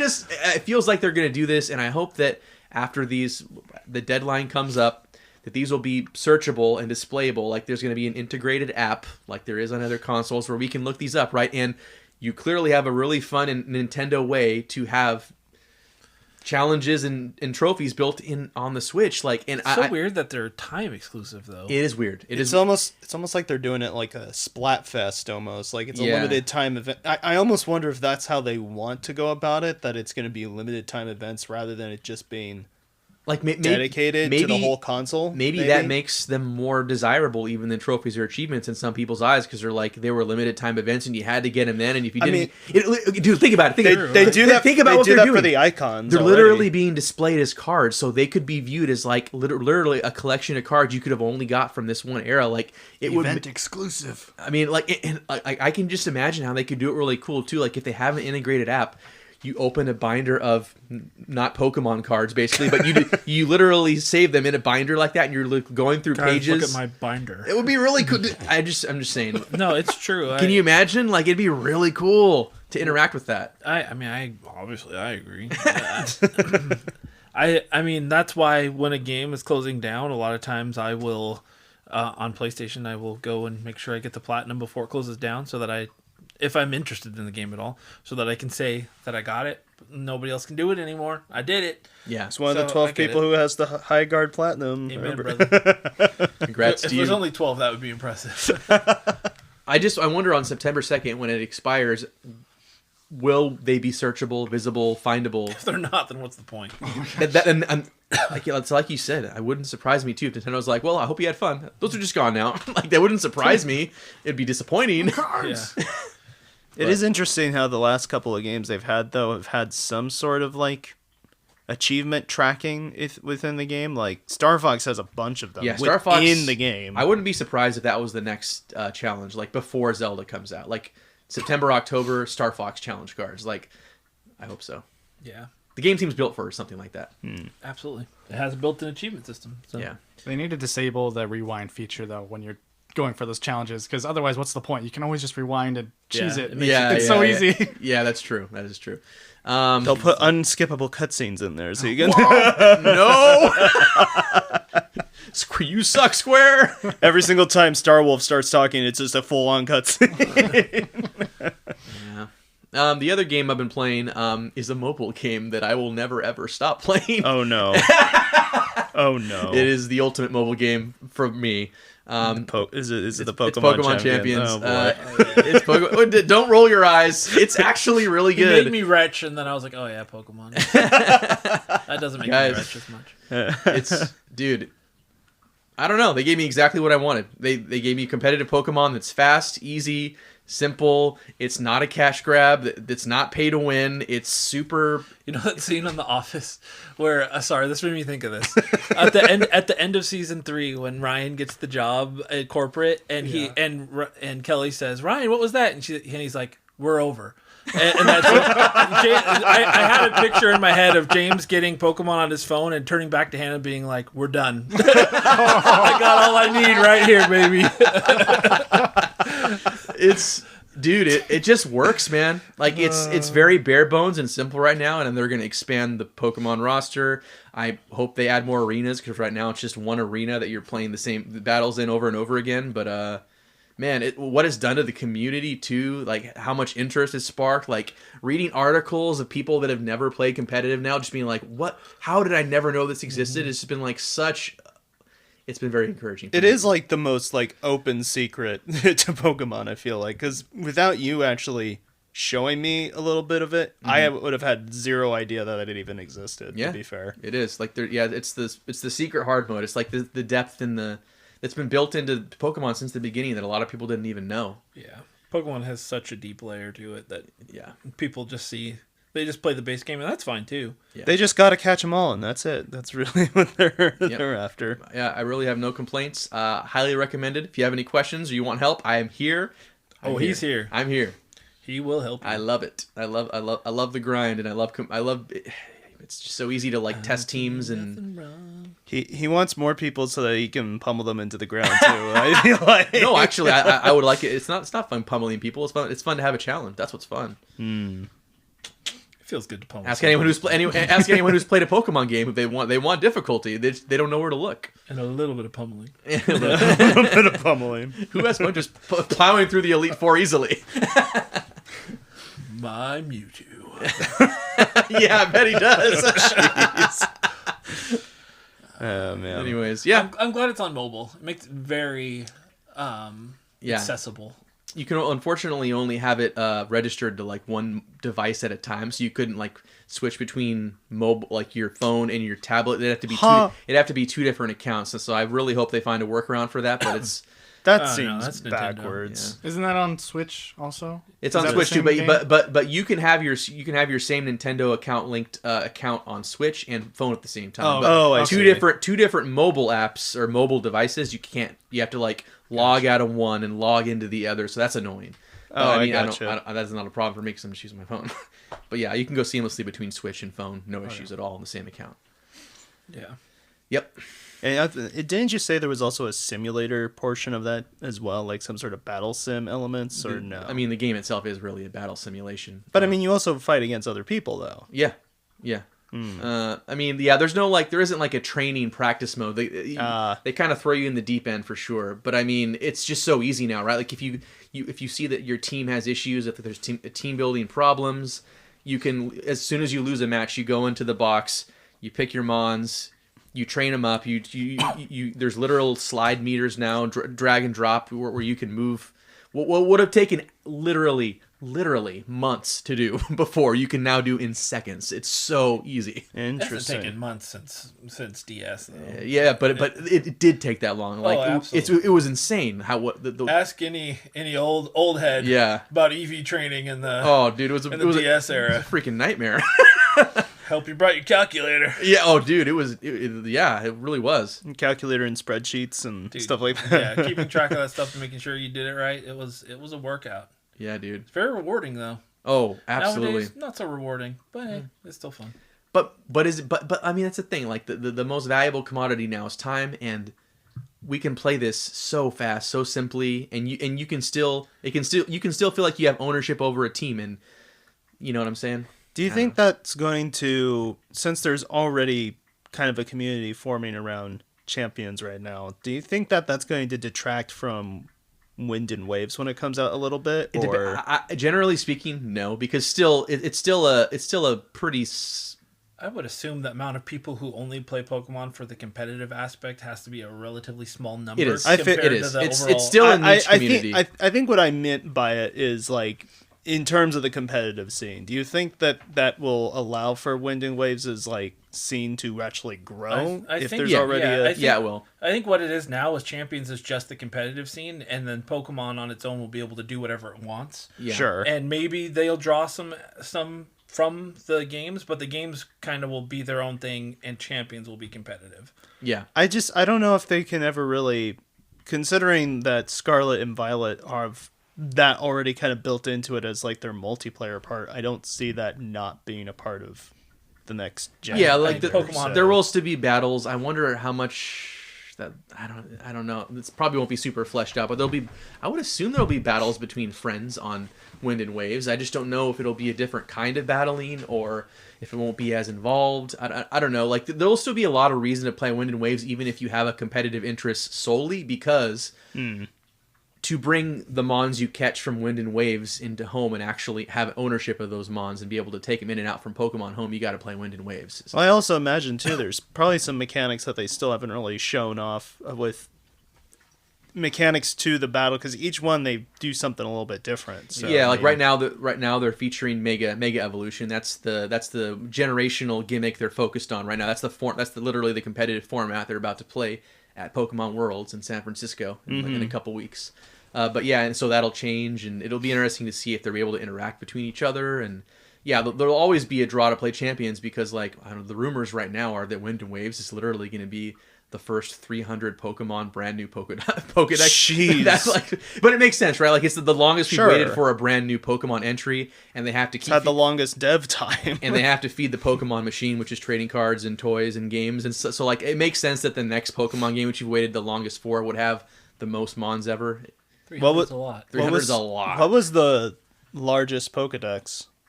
Gen 1 and Gen 5. Yeah, They both did 150, right? yeah, like not the largest regional decks, but the largest amount of brand new Pokemon introduced at once. Yeah.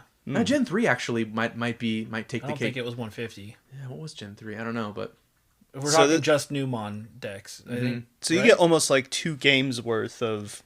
of new Mons, yeah. Interesting. Or generally like new generations for the last, I don't know, since Gen 6 have been like roughly 80 to 100 Pokemon. Yeah, Gen 3 added 135. So it was a lot, but it wasn't So Black and White was the biggest dex then? other than Gen 1. Oh, wow.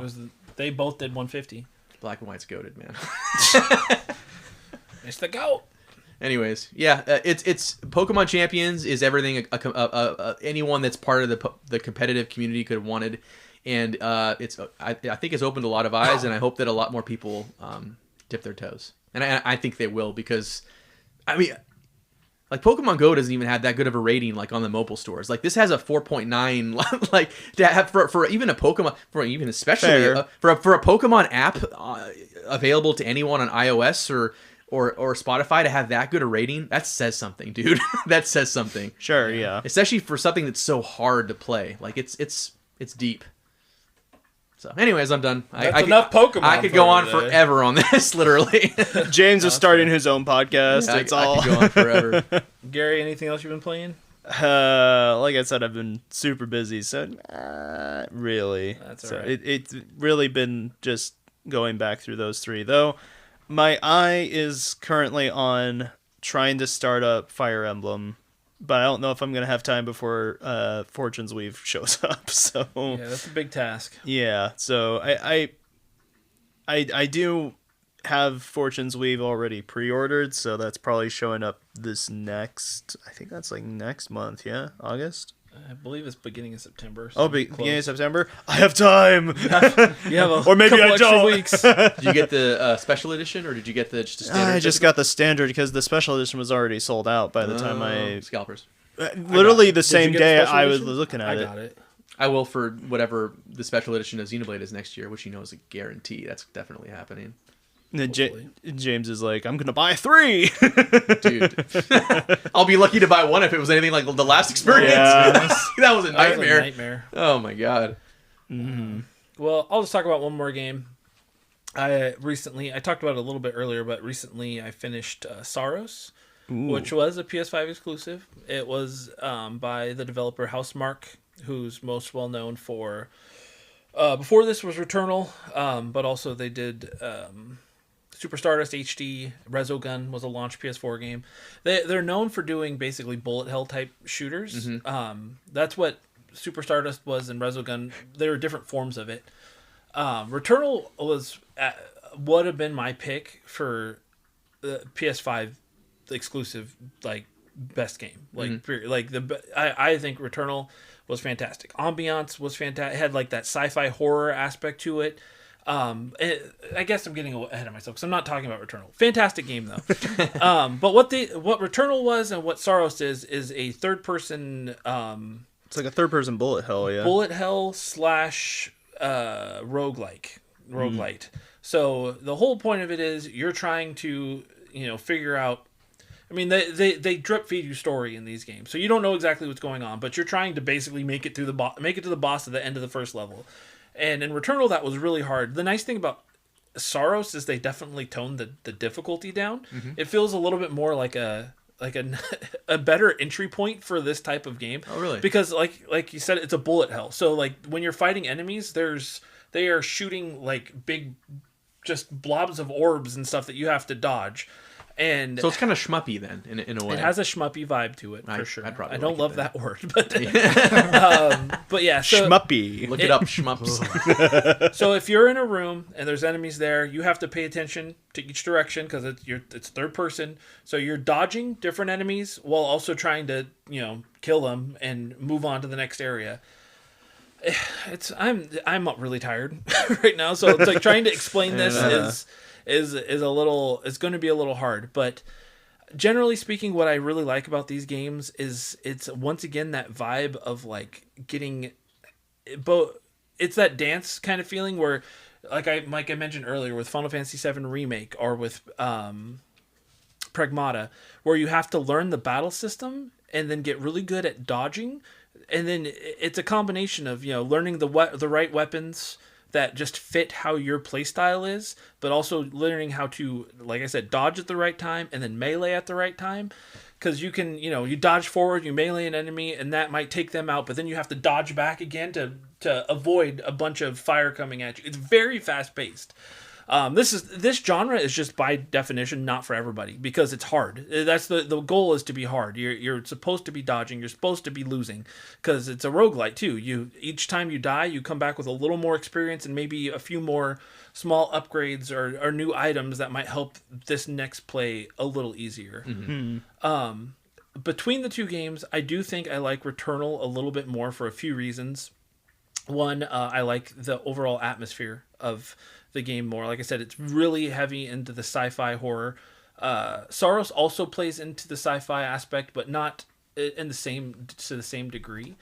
But Returnal had a 2-player co-op mode that I felt like made the game even more fun. And Saros is just single player, but Saros definitely just really does a good job with story. And I'm honestly not going to bother talking about it much more because I'm not going to be able to explain it. But I do feel like I think you did a good job though, honestly. Yeah. well, that's good because I don't feel like I'm doing a very good job. But I do feel like if you have a PlayStation 5 and you want something to play that is unique, I don't really think there's much like these games out there. And I do, like it's been said, but generally speaking, when it comes to first party stuff, there aren't a lot of reasons to own a PS5. Spider-Man 2 would probably be the biggest one, but we haven't gotten a big first party, like there's no new Last of Us. There's God of War Ragnarok was on PS4, so it isn't necessarily a reason to play get a PS5. I'm not saying these are reasons to either, but if you have a PS5, I really feel like Returnal and Saros are both fantastic, and the acting in Saros is really good. Like the motion capture and like the actual, because it's this guy, I don't remember his name, but he just really nailed this job. It's such a good game. I don't know. I love these games. I wish I could do a better job of explaining it right now, but I do feel like I said, if you have a PS5 and you haven't played Returnal, maybe start with Saros because it's a little more beginner friendly, a little more forgiving, but they're both just solid games. My two favorite exclusive games on PS5 for sure. Yeah, I want to play them, honestly. At the same time, is it pretty... I want to go down this road. Dexterity-wise, does it feel like a really demanding game? Like your hands will fall off. That's what I'm worried It's the about. PS5 That's controller. what I'm worried about. Yeah, I don't know how to. I mean, I don't know. I don't have a problem with it, so I can't get into that. I guess I mean, like I said, there's lots of movements, so you're constantly, it's third person, so you're using both thumbsticks. You're constantly dodging. You're constantly shooting. You have your mind on melee. Like you're using basically the whole controller pretty regularly. Yeah. So it might be hard I give it a try for your hands. But you can buy both those games physically. You can, and they're worth owning because they're fantastic games. Yeah, I've heard nothing but good about both of them. Anything else? Anything else you guys feel like talking about that you haven't touched on? That you've been playing? No. All right, James. Gary already said he's done, so that's it. We ended on a much more positive note. Yeah. On that note, too, guys, I want to do a game hunting trip. We haven't done one this year at all. Like, it can be local. We don't have to go far. Me and Gary did one not too long ago. Me and Jaiden did one. Me and James haven't. We did go all the way over to Idaho, basically. Heck yeah. But We did. The legendary adventure. yeah, we should do a group thing. And if anybody listening wants to go, like, just hit up some stores. We can go whichever direction. There's some each direction from here. Peninsula, Seattle and north, south of here. Like, I think it'd be fun. And also Portland Retro Gaming is coming up. So Yep, I know. It's one of my last chances to get Pokemon Red. Oh no! If any of the listeners spot a Pokemon Red in the wild, Let me know. Maybe slide into my DMs, not into Chris's. if you want that loser to win, then yeah, go ahead. No, but seriously, I do want to do a game. Like just take a day and go hit up a bunch of game stores, get lunch somewhere. That'd be fun. But yeah, anybody who wants to, I mean, if you want to join in that, feel free. But also Portland, like I said, Portland's coming up in October, second week of October, I think. I think it'd be fun to get a group together. To do that. So I'm definitely, I haven't bought a ticket yet, but I'm definitely going.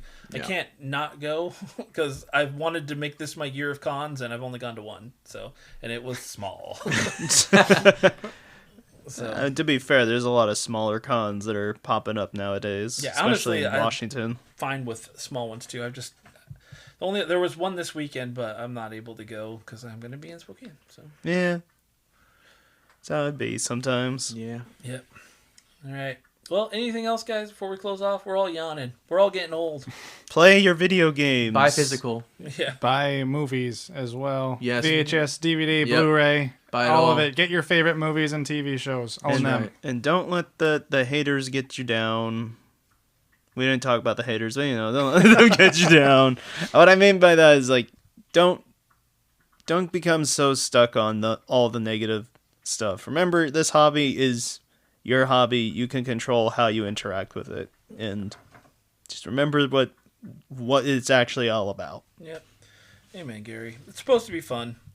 It's collecting is its own hobby. It's fun. It sucks that they might be putting a blemish on the future of it, but there's still a lot of stuff to collect. Yep. Playing is its own hobby, and it's fun. And frankly, physical Nintendo is not going anywhere anytime soon. I don't think even with a hypothetical Switch 3 or whatever the next iteration would be, it's such a integral part to their model, and like especially in Japan, it's such a big part of the amount of video games they sell, which is the market they frankly care about the most. Like they're not going to abandon physical, and why would they when they're about to get a lot more customers? Yeah, for sure. Did you see? I know you don't like it, but did you see Kojima's post about physical media? Yeah, He's not happy about this. I've become a really big fan of Kojima lately. Honestly, like I'm a big fan now. Yeah.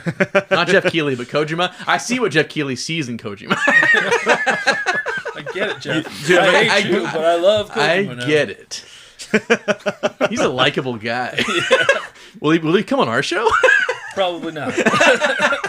He'd be like, "Who? Why gaming? Why button gaming? Maybe. Gaming, no. Those posers.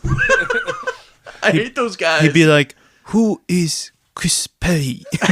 Dude, if you even said my name, I'd be like, "I'm it. I made it. I've made it. You made it." He's wondering who I am. Solid Snake's dad said he wanted to know who I am. He said he met you, Jeff. A while ago. I did meet Jeff. We're basically friends. He's like, "I hate Jeff." Big fella. We are divorced. Last photo AI. Yeah. Oh man. Well, guys, appreciate you coming on. It was fun. Yep. Pleasure to be here. Always is. Well, hopefully I'll get back in rotation here. In the next couple of weeks. Hopefully the rest of the summer won't be like this last month and a half has been. But I feel like summer's usually the lull for you, anyways, isn't it? Like, isn't that when usually lull is this summer a little bit? Yeah, because work is busy right now. Both jobs are busy, and there's just a bunch of other stuff going on too. So it's just been hectic. So And it's too hot. Yeah, it's it was yesterday. Too hot. Too hot.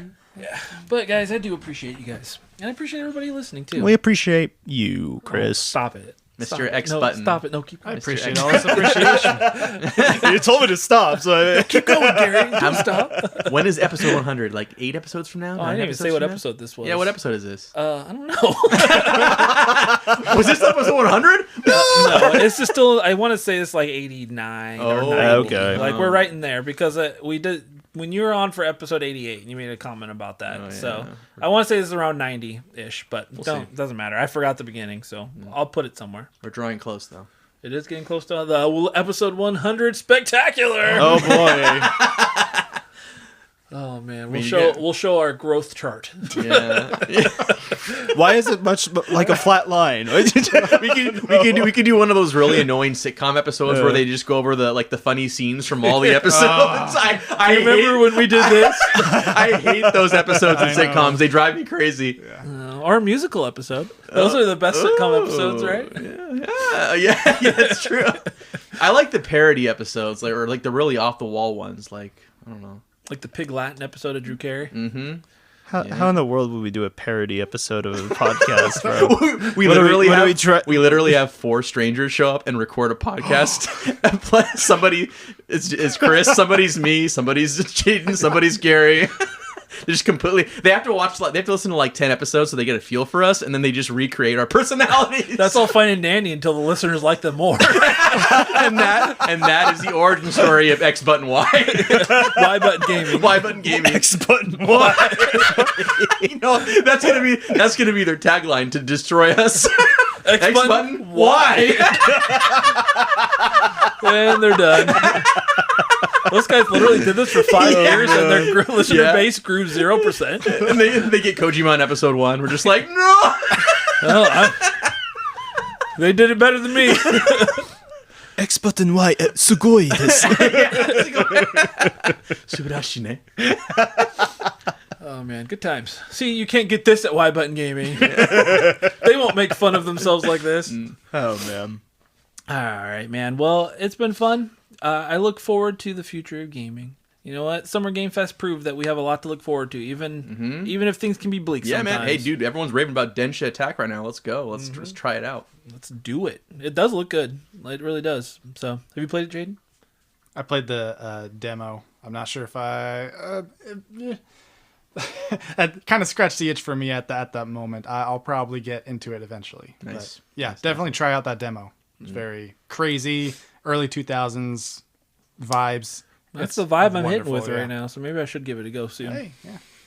All right, guys. Well, I appreciate y'all. We'll do it again soon. Yeah.